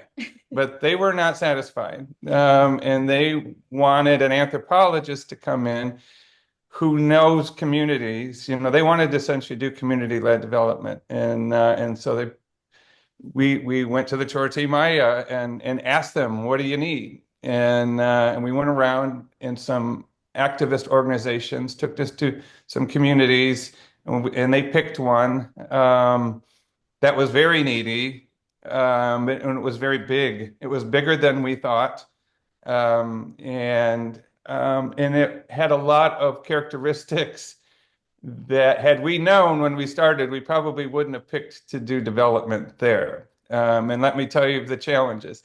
The communities were divided in multiple ways, divided politically, divided religiously, divided by sectors or families, really, kind of extended families or clans. And uniting them and getting everybody to come to the table was not easy. Well, getting them to come to the table was easy, but getting them to work together was not easy. And so we had to deal with all sorts of challenges. I was essentially the facilitator, using the language of the slides. I was the facilitator for all of this, and essentially a translator between the engineers, between public officials, between different sectors of this Chorti community, which is about 4,000 people. We picked a water project, and I had to kind of translate between people who did such projects in Guatemala and people who didn't. But it was challenging because we did not have a permanent presence there. We would come and we would go. We would come and we would go. And every time we left, gossip started happening. And gossip that was directed not so much at us as against each other. This group is taking advantage. This group got money. They gave them money. They're giving them more power. They're going to give them more water. They're going to give them more infrastructure, and we're going to get cut out. And so we used community assemblies. I mean, it was essential to use community assemblies in this indigenous community. There's semi-literate. Nobody reads for entertainment, and they have somebody told me whenever I do a publication, I should put it into 8th grade reading language for this population. It turned out to be very difficult. We got it done. We got the water project done, and it's set up right. But it took twice the amount of time. And that's, I think, part of my message is, constant adjustment, more time.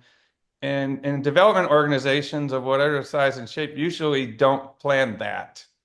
Don't plan. They have a set time length. They got a calendar. You got a cost sheet. You got this much time, this much money to do this kind of work, and then you move on to the next one. And the best development is not constricted, or constrained by such limitations. It took us a lot of time to get it done, but it was well worthwhile. That's the only way to do as far as I'm concerned, is community-led development. Thank you, Brent. And I think you speak to this really important thing of time, which I know pretty much everybody in this call who's done CLD can speak to, right? It takes time and it is challenging. Like you said, communities are not a monolith. They're not a given. It's not like there is a unified community that exists that we go and work in. There are so many different communities in the community, and to bring them to the table is so not easy.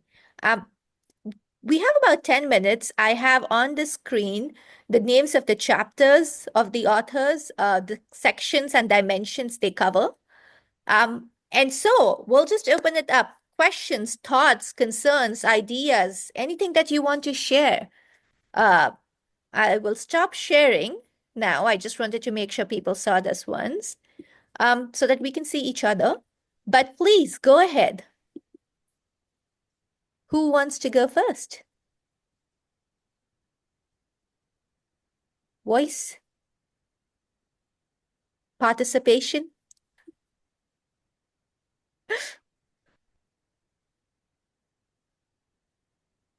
No questions, no thoughts. Maybe I can go for the first Latin American example in Mexico.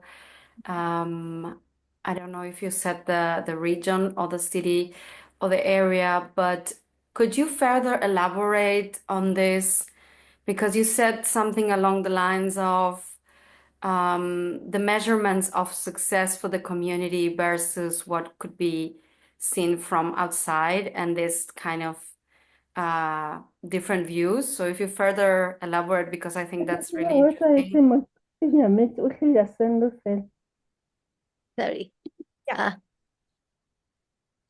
Am I on? Okay. Yeah. Yeah. So the way the program, the government program measures success is if the forest, the area that they are paying for is still there, if they're like doing certain activities to protect the forest, and if the communities are using the money they're receiving in a good way, like if they're investing on like equipment to keep protecting the forest, if they're like adding infrastructure to their communities, like one of the non-indigenous, the Ejido, one of the communities that I have as an example, they did a bunch of improvements. They had like ¿cómo se dice banquetas? Sidewalks. They add sidewalks. They started to build a little clinic within their community, and all of these things are like, I mean, it's a huge thing. They improve their communal assembly building, and so for most of the people, that was like, this is a very successful community example of how these payments work. But then when you go to indigenous communities, and the money just disappear, and so it's like, well, what are they doing? I mean, the forest is still there. They're managing the way they used to manage it before. They're just getting paid for it, and that is good. And but because they decided to spread the money among all of them, which there are like a lot of people, I mean, this money just disappeared and you don't see it. But I thought that the way the communities organize within, like they decided to have their own group, like a youth group, to evaluate how the program was working. And this is a very big community. And so they have like little barrios, neighborhoods. Mm-hmm. And so instead of having like somebody from outside the community to go and evaluate all these neighborhoods, they decided to have their group of youth to do that. And so this was like way more successful because they can have their own meetings in their own language, and and the people just trust them. And it turned out it was like a very successful way to manage the program. And so if you see it that way, they're creating and they're empowering their own youth, and eventually, like these people from the community, even though they might not stay doing that, it's like they feel this connection with their community, and even though they go outside, they come back and they keep helping their community. So I thought that was a very successful example in that way. Thank you. Yeah, you're Thank welcome. you, Ida. Thank you. Did anyone else have any questions, comments? Hi, I'll everybody. just add, oh yeah, I'll let Chioma. Chioma, Oh, go sorry. ahead, and then we'll come to you, Brent. Chioma? Yeah, hi. Hi, everyone. I had just a quick question about the M&E facilitation piece. Like, I don't know which of the authors can really talk about how that process evolved. Like, how did you develop those like participatory metrics? How were the community involved in that process? I would appreciate that. Yep. Thanks, Chioma. Well, the Constellation chapter is not in this room. They're the ones who focused on M&E. But I know, Vinya, you also have an element of community-led monitoring in your work at Servadad. So maybe you could come in, and then Yeah. I know Brent wanted to say something. So Brent, is it okay if we have Vinya answer and then come to you? Sure.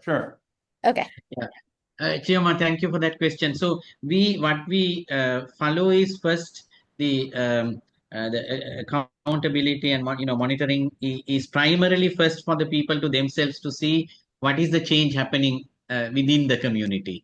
So we have evolved a 5-stage village development process. Actually, we didn't start it with a model, but it evolved from the experience where you first lay the psychological foundation. We call it psychological infrastructure, then the social infrastructure, then followed by physical infrastructure in the form of satisfying physical needs in the community. So at each stage, there are certain indicators that have been worked out in consultation with the people, and then you monitor and then see how the transformation is taking place. Certain things are very easily measurable in terms of, say, access to clean water or housing or food and nutrition and things like that. But sometimes in terms of social cohesion, particularly in a country like Sri Lanka, where we have a multi-ethnic, multi-religious community, how are the communities maintaining peace and how they coexist? I think these are very important things. Sometimes it's difficult to capture, it's more qualitative. So we have a combination of methods and indicators to capture the progress that is happening and also the feedback. Of course, when we are supported by external agencies or donors, then we also have other ways of accountability where we look at the financials. But the community-based organizations have a membership, they meet regularly, and then they have to do their audits and all that, and then also make them they have to publish them and so on. So that's how we do the monitoring and evaluation and facilitation as a national grassroots development organization. Thanks, Vanya. Brent, there's also a question for you in chat, actually. So as you come in, maybe you can also talk to that. This is from Namia about the strategies that were used to bring divided groups to the same table. How did you find common ground? Okay.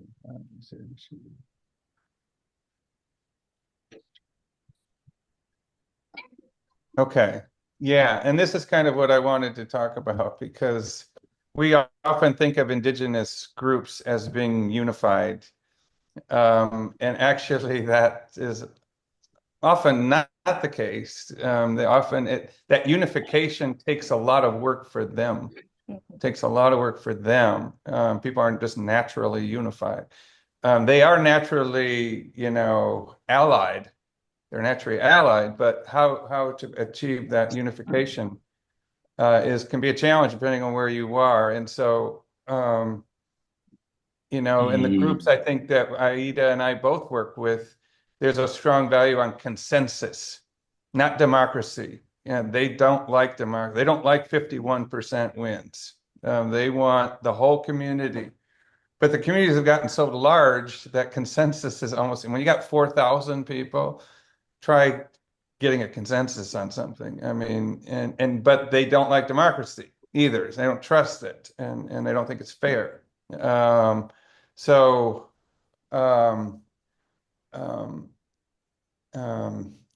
and so I'm trying to remember what the question was, but it had to do with that. How did you bring the how to bring how to get that consensus, or at least feign a consensus? I had to continually. We started working with representatives from each barrio in each part of the community, and they would have send representatives. That didn't work. We had to have assemblies. Whenever we had entire community assemblies, and luckily there was a soccer field in the middle of the community, we brought everyone back on the page, and some of those required, 2-3 hours of talking and arguing, and but that was our best tool, and it was absolutely necessary for this indigenous community to have everyone together. Otherwise, there's going to be gossip and suspicion, and so we went back to that over and over again. Well, thank you so much.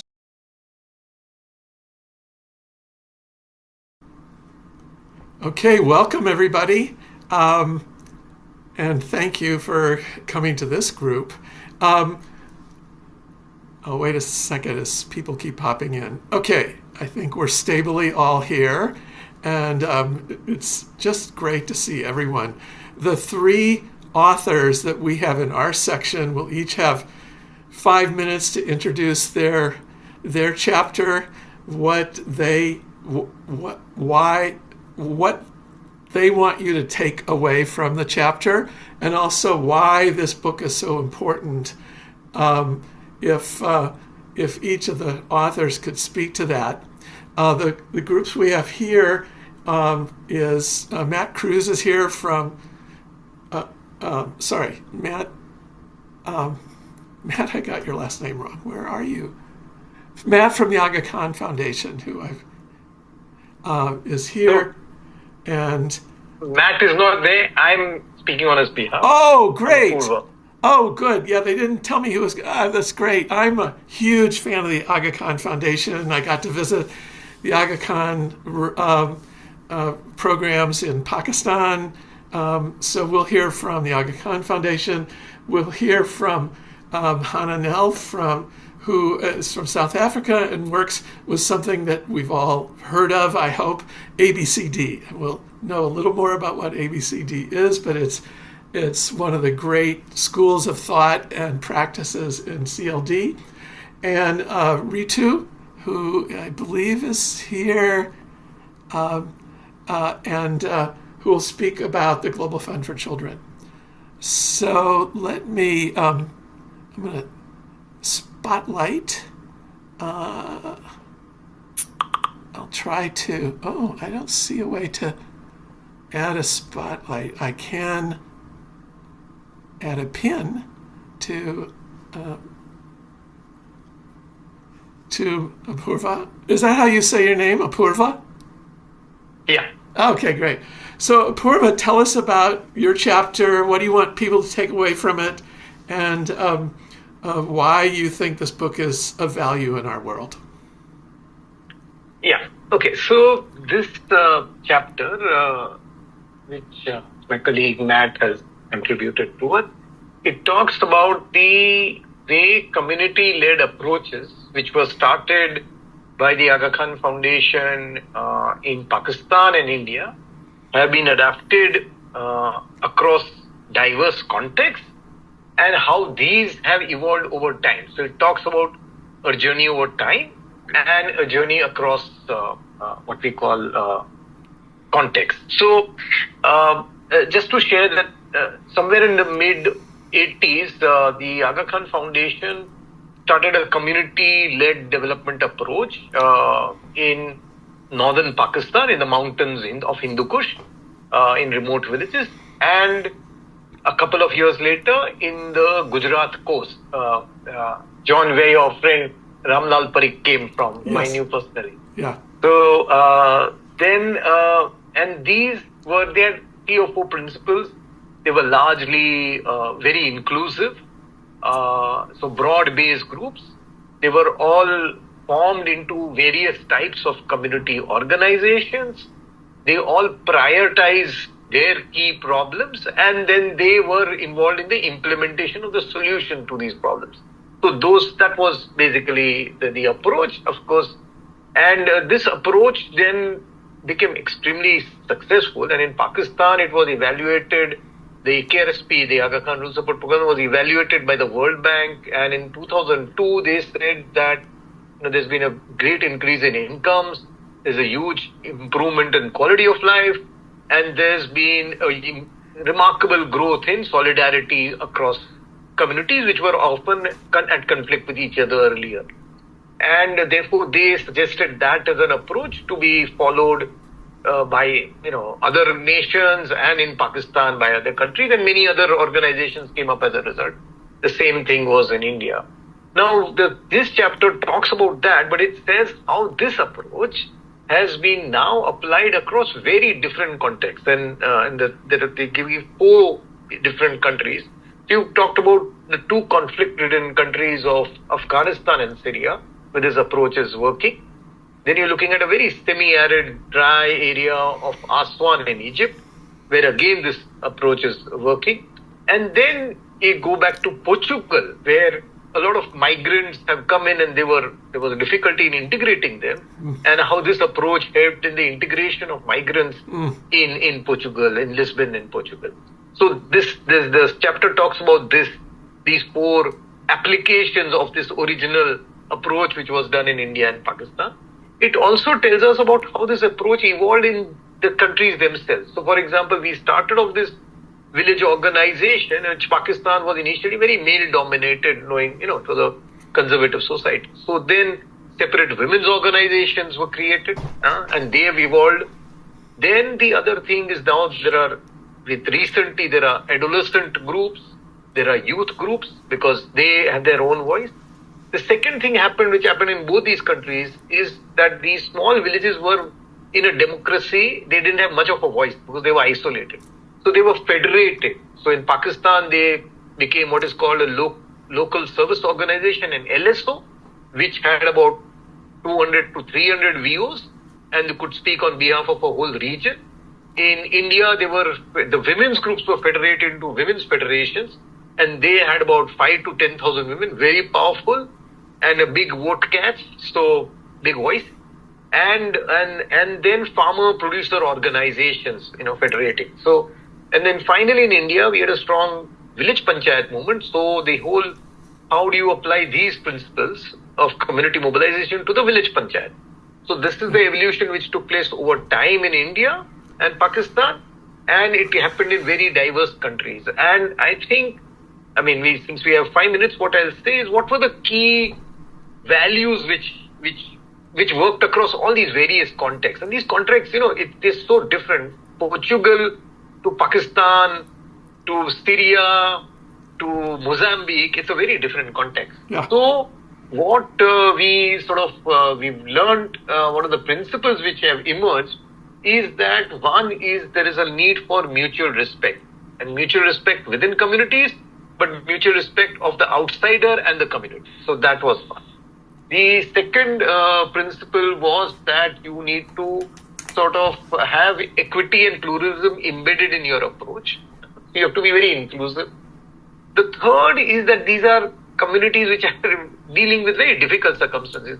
So optimism was a key value, that you have to be, as an outsider, you have to be optimistic, and then you have to, what we call, spark optimism, so that that continues, because otherwise you get bogged down with the problems you're facing. Then local staff, and that is very key. The staff is all local, largely from that region, knows the local dialects and community, and therefore there is a very emotional rapport between the staff and the community. Then long-termism, I don't know whether it's a word, but Matt uses it communicates. We stay in villages for a long time, and these community institutions last for a long time, and that's how they are there. And finally, it's a place-based organization. So it's not, you don't go, I work on education, I work on water. You work on the priorities which emerge from the community. So that's how it is. And I think this has sort of this approach. These values have been found across. There are a few approaches.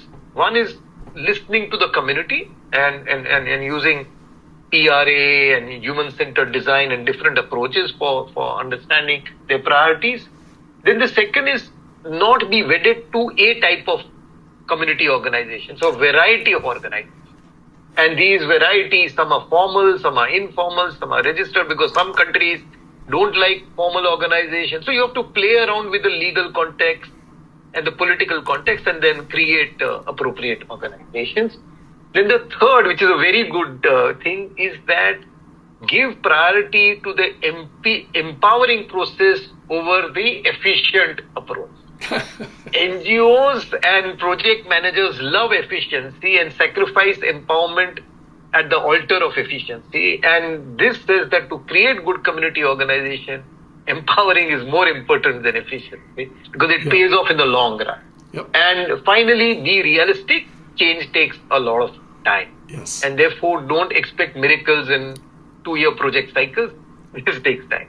So I'll stop there. And this is what that chapter tries. Yes, thank you, Sapurva. It was wonderful hearing from you, and just I think all of us are resonating with the structure that you laid out that has allowed AKF to be so successful.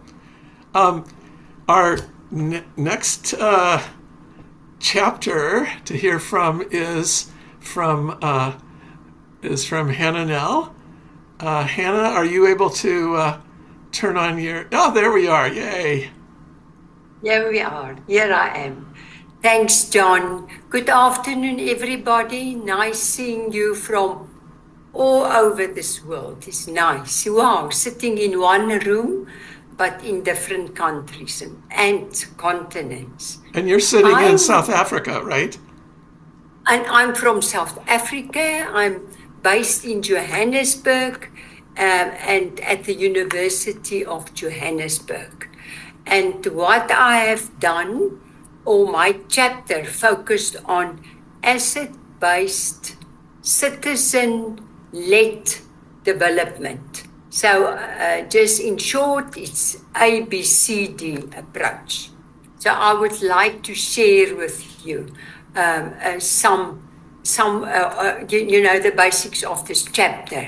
So this chapter, it is about local knowledge and resources for community-led development in South Africa. And I'm looking through an asset-based lens. So my chapter puts people at the center of change, and for those committed to inclusive and sustainable development, and that's well aligned to the focus of this book. So ABCD has gained a lot of momentum over the last couple of years in South Africa, as well as globally, in academia, development field, government, and business. ABCD, or asset-based citizen-led development, addresses the internalized powerlessness and dependency of many South Africans caused by colonialism and apartheid.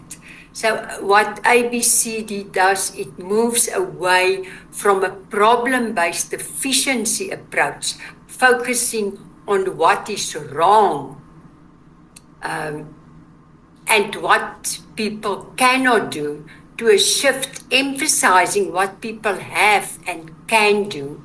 Community members realize that they have assets, strengths, and capabilities valuable to their own well-being and the well-being of the whole community.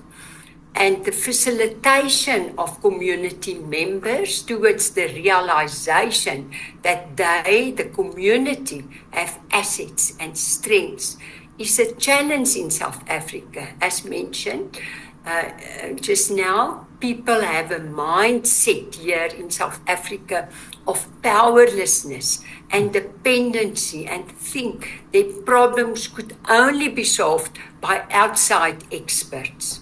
However, research evidence, global globally and in specific South Africa shows that ABCD can move communities from a sense of entitlement and dependency on outside assistance to a realization that they have the assets, the strengths, the capabilities, the knowledge and the resources which could be utilized in building their own future.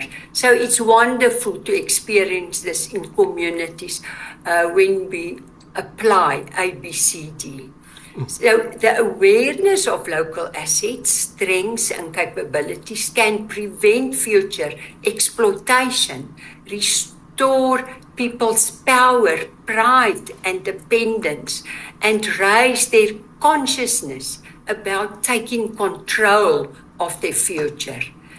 Recognizing local assets, strengths and capabilities is actually very important, but the facilitator must mobilize the communities towards utilization of these resources, towards sustainable development, which is the focus, the core of this approach. Yeah. Therefore, the community practitioners' focus is to facilitate community members to appreciate their assets, their strengths, and enable them to see opportunities for collaboration to create the interventions they envision, not what the experts and the outsiders envision. Mm-hmm. And ABCD focuses on 5 types of assets in community development. Personal and human assets. We ask them to discover physical assets, natural assets, financial and social assets, and strengths and resources in the community. So the human assets are examples like people's talents, their knowledge, their experience, and their skills. The physical man-made assets, such as buildings, institutions, and infrastructures like roads and electricity, are the second type of asset. And the third asset, namely the natural assets, the God-made assets, refer to rivers and open spaces, mountains, and the climate. The fourth kind of asset is the economic assets, such as wages, salaries, burial societies, savings groups, which are in the communities. And the fifth asset is the social assets. And this refers to relationships and networks and connections and trust in the communities. Yep. And the social assets are is inherent to collaborative community building, and the social asset is the glue that not only keeps people together but also provides them access to other assets. So what ABCD does, the facilitator will facilitate the process, going through phases, applying different methods and tools, very innovative tools to map these assets, these different assets. You know, communities think always they don't have assets, and they only say we don't have money, we can't survive. But by doing this approach with them, this ABCD approach, they start becoming aware of all their wonderful assets that they have. And this builds their confidence. And then we mobilize them to use these assets and to apply these assets and to start believing that they can drive their own lives. So ABCD is thus an inside-out approach. It starts by using what people have and by doing this, they become conscious, aware of their strengths, and they start using their strengths to build their own future. And in that sense, they become self-reliant drivers of their own future. So it is a very exciting process, and it really establishes, it creates independence and self-reliance in their communities. And I can share many examples of it, but in the chapter there are a lot of examples, and there are also photos of the different kinds of tools, the methods, the mapping methods that we make use of in ABCD. That's great. Thank you, John. Yeah, thank you, Hannah. So, we're hearing from where Mahatma Gandhi learned community-led development was in South Africa, by the way, if people don't know that. Let me now turn to Ritu, who is in said country in India. Ritu, tell us about your chapter. Yes, thank you, John. I have co-authored this chapter 14, Who Owns the Response and How Self-Assessment Catalyzes Ownership. I want to begin by thanking the communities and facilitators from whom I've learned.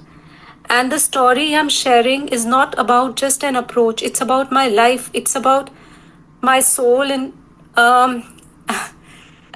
this is what Ritu is all about. And it started so that you understand the context, that I was a young professional in the UN here in Delhi.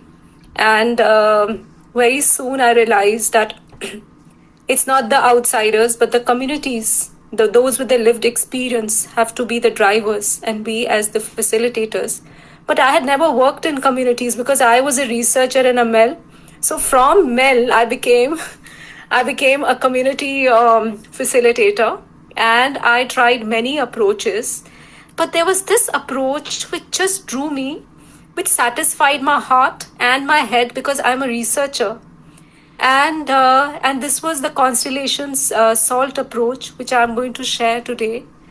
And I used to work with the Constellation, and unfortunately, the co-authors are not here. Now, what drew me to this approach is two aspects. First is it has a strength-based learning cycle, which builds ownership at each step.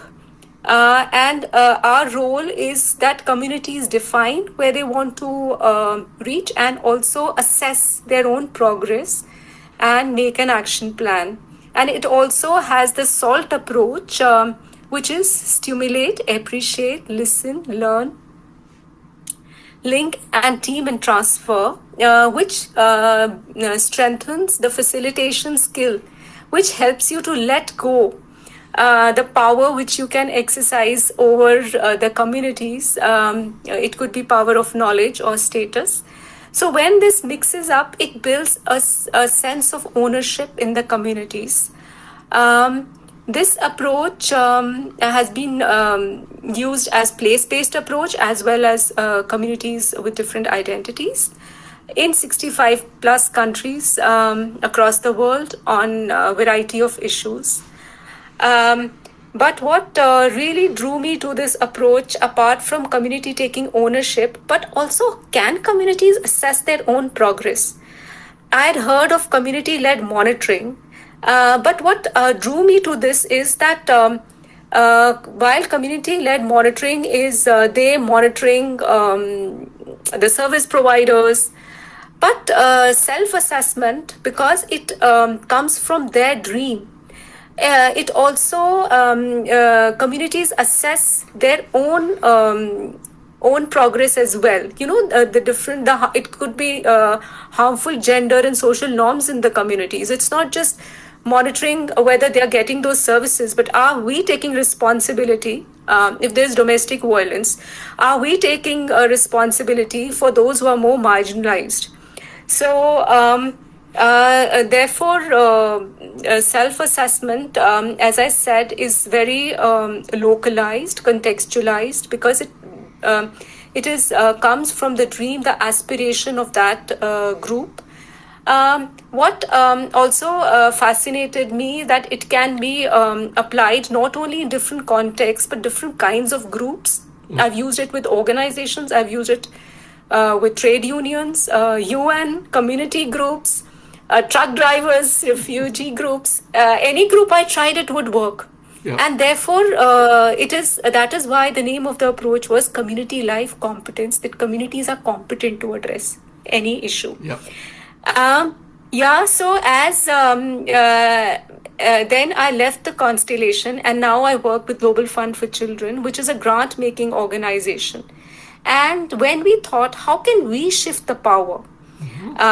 And that is when I thought the Constellation SALT approach would work really well. And here we are using it in with 12 NGOs in South Asia. We do not have a monitoring system. We have a self-assessment. So the NGOs are assessing their own progress. And so are the communities as well as the network of NGOs. What have we learned? We have learned that when people assess their own progress, it's more honest. It is, and they're more likely to take action. And therefore, we have to trust the capacity.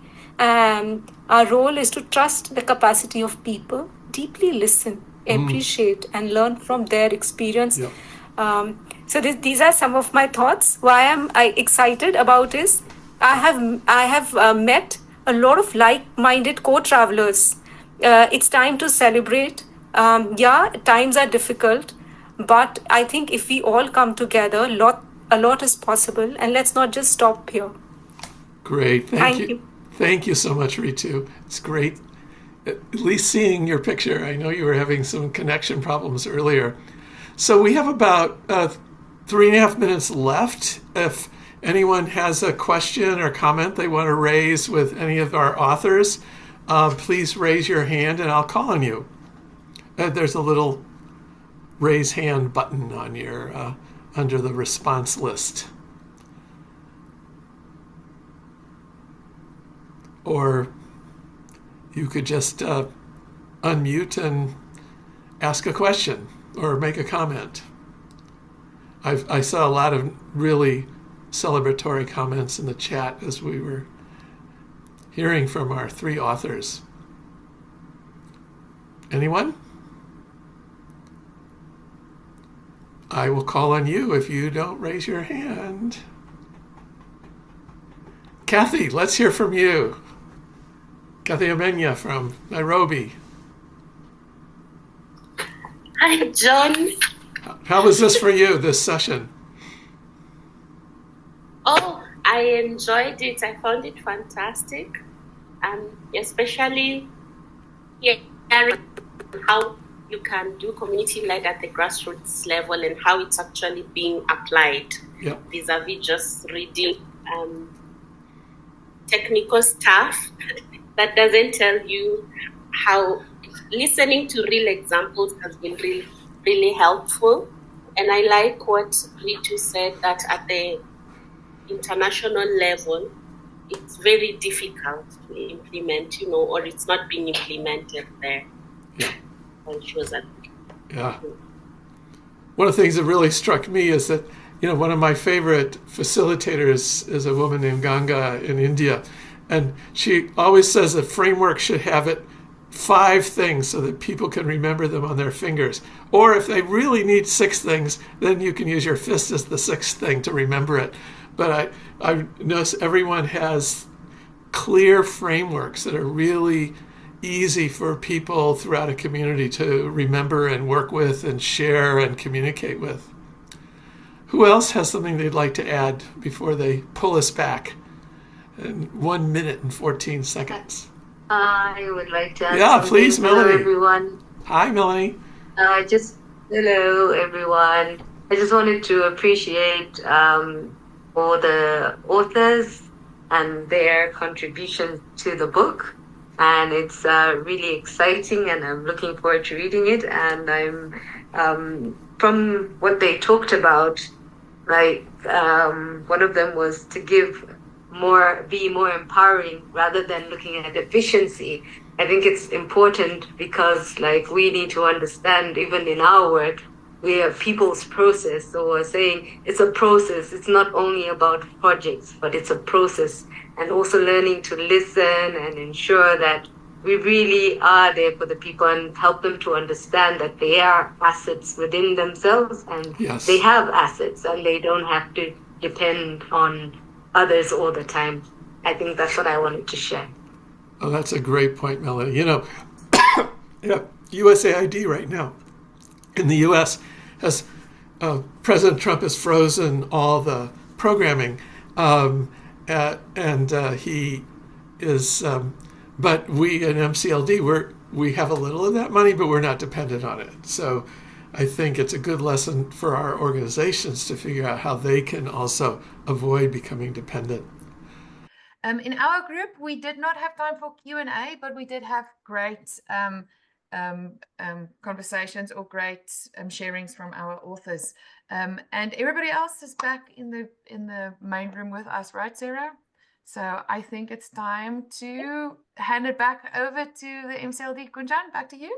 Yeah, thank you so much, Aline.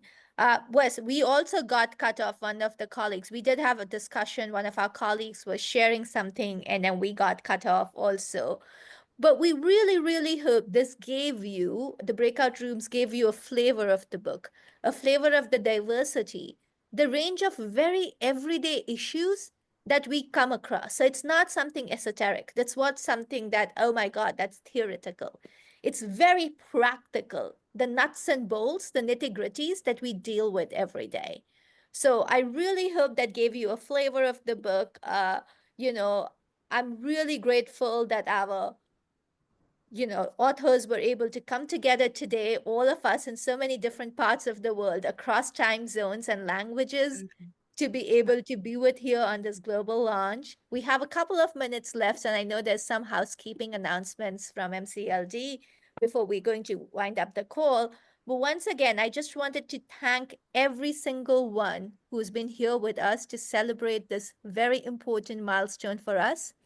I would say us as co-editors, Aline and me, us as the different authors who are here, us as MCLD, and then personally, I think just, the amount of strength it has given me that even at a time like this, people can come together, and we do come together.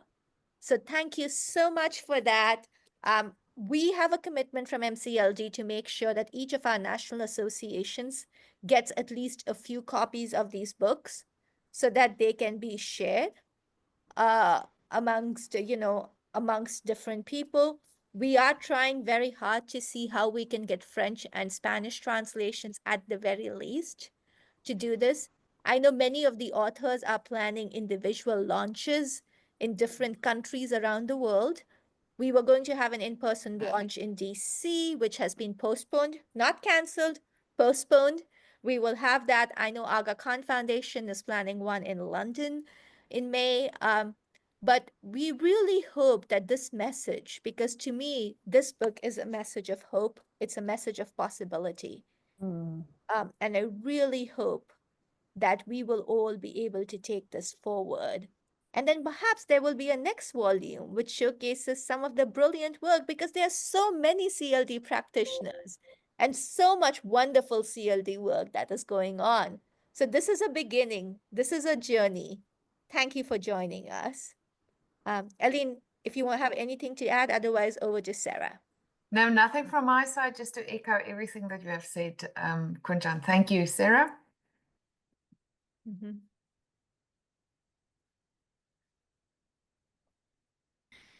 Thank you so much. I will just close us with a note on a few of MCLD's upcoming calls before we wrap up. The first is the Leadership Development Call series. These calls are all about connection and relationships. They've been going on since 2020 with our goal of energizing one another and fostering a real sense of appreciation for what's going on within our group. And we hope you'll join us in that space on February 19th for the next one.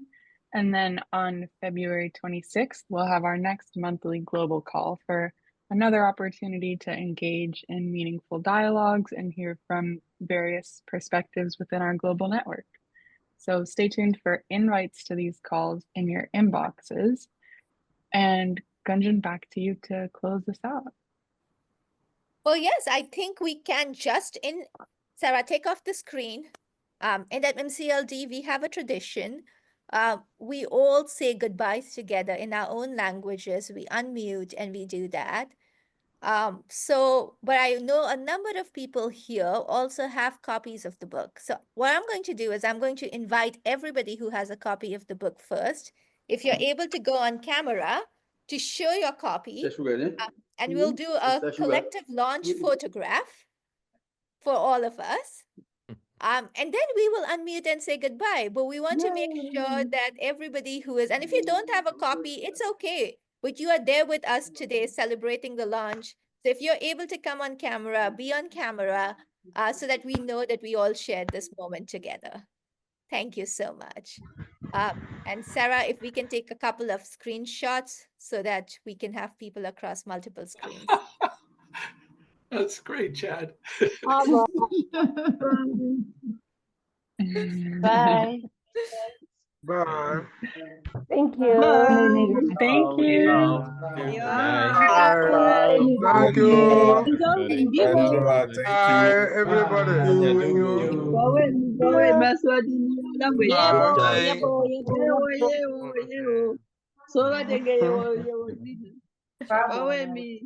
Say Anjuma. Au revoir. I